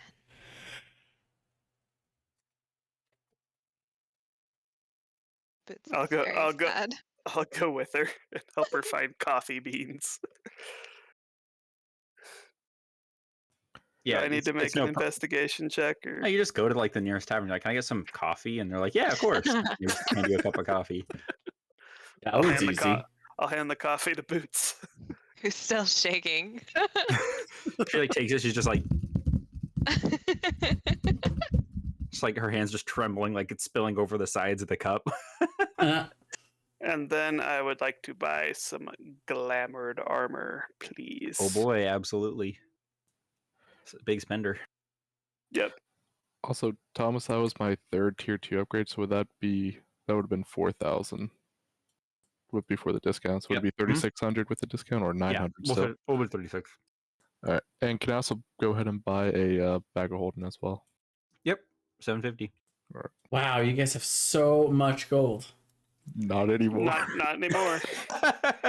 Well, I will gladly give you each 200 gold.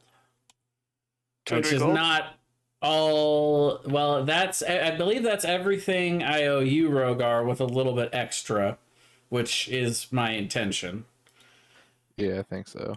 And that's not everything that I owe you, Kryn, but you also like had so much gold. I was like, I could probably do 2 installments for him. I'll gladly take your 200 plat. And Not 200 plat. Yeah. No cheating. I'm gonna sell my studded leather. How much can I sell it for? For half of the player's handbook value, whatever that is, or whatever's in the armorer's Alright. handbook. Handouts, armorer's I handbook. think stuttered leather was 45, so. Yep, 45. So that's 22 and a half. Yep. So that's And I have 22. 12 ink pen days, so I have 6 levels worth of spells that I can transcribe, so I'll have to work on what I want to do with that. So until Jay paid me, I had until Jay paid me and I sold my my armor, I had 46 silver. Wow. Yeah. What a roller coaster that was. Hit rock bottom real fast after reaching the top. Yeah. How much would just be a regular +1 studded leather? Regular +1 studded leather is, I think it's 500. Let me look.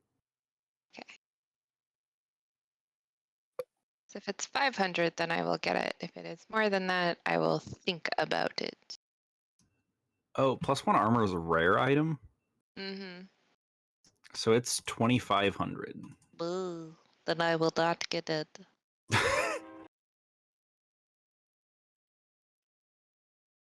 Well, that's all I got for this session. I got some cool stuff planned next time. I was super excited to be back and resolve the whole Goldbad storyline. Oh, yeah. Yeah. Left it on quite the cliffhanger, so it was nice to get that resolved and move on. Now you guys are in the nicest Airbnb. I'm excited to see what our new house is like. Yeah. That we're apparently Which is downsizing. like, I've been here and it's just a crack house. You gave us the crack house. Yeah, I You don't guys think gotta Boots. meet my friend, Big Orc Timmy. No, they're all afraid of me now. Yeah, that's true. Boots That- is so upset about that.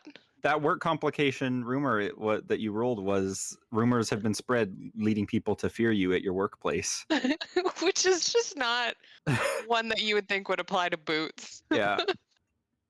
But that's You see- fine. I mean, You you see did that little one over there? Oh, yeah, she's a bloodthirsty killer, man. Yo, listen, she broke into the Lord's house, right? She snuck in there. She beat him up. She took his children. Next day, she's walking around. The guards didn't even care. She's got mad connections, I'm telling you. I heard she literally turned him inside out. I heard that dog of hers can breathe fire. Fire. Fire. Okay, but can we Like- get Scarf to breathe fire? get a Seriously. potion of fire breathing and just pour it down his throat. Force feed him a potion of fire breathing. And every time he barks, just this like jet of flame shoots out. Can I go pick up Boots from her work one day? Like I'm picking up a priest, like a kindergartner from school. It's all these people like putting up their hoods and like slinking off into the night, and then Boots comes out and she's like, "Bye, Jerry. Bye, Rebecca. Bye, Richard. Oh, Relgar's here." And everyone else is just like running off into the darkness. The destroyer is here. Yeah. The destroyer has arrived.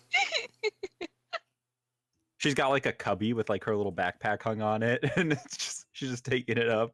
The worst thing is, it's a cubby she made herself. Yes, of course. Yeah. Just the one cubby. She doesn't understand what's going on here at all.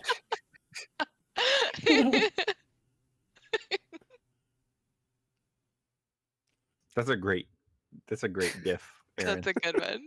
We That's definitely really have to do good. that to Scarf. Do not kill my dog, guys.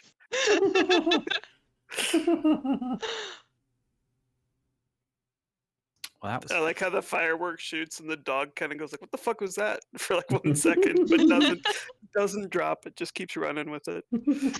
And you guys got to see Hellbrim do his gravity stuff. Oh yeah. It made me not want to fight Hellbrim anytime soon. That's for sure. No.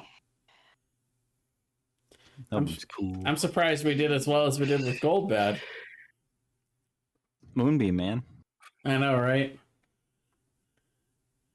Definitely MVP of that fight was Boots. Also, that servant soaked a lot of attacks when you unfroze her. Yeah, I mean, I think us having the eyewitness was a really big deal because they didn't even contest us in the courtroom. Essentially, they were just like, "No, he's guilty. What do you want us to do?" Like, oh, No, you get to keep the book even. in a way, yeah. Well, it's gone now. It would have turned to ash when he died, But I have all of the spells, which is all Yes. that matters. which I sent to you if you didn't see. I did.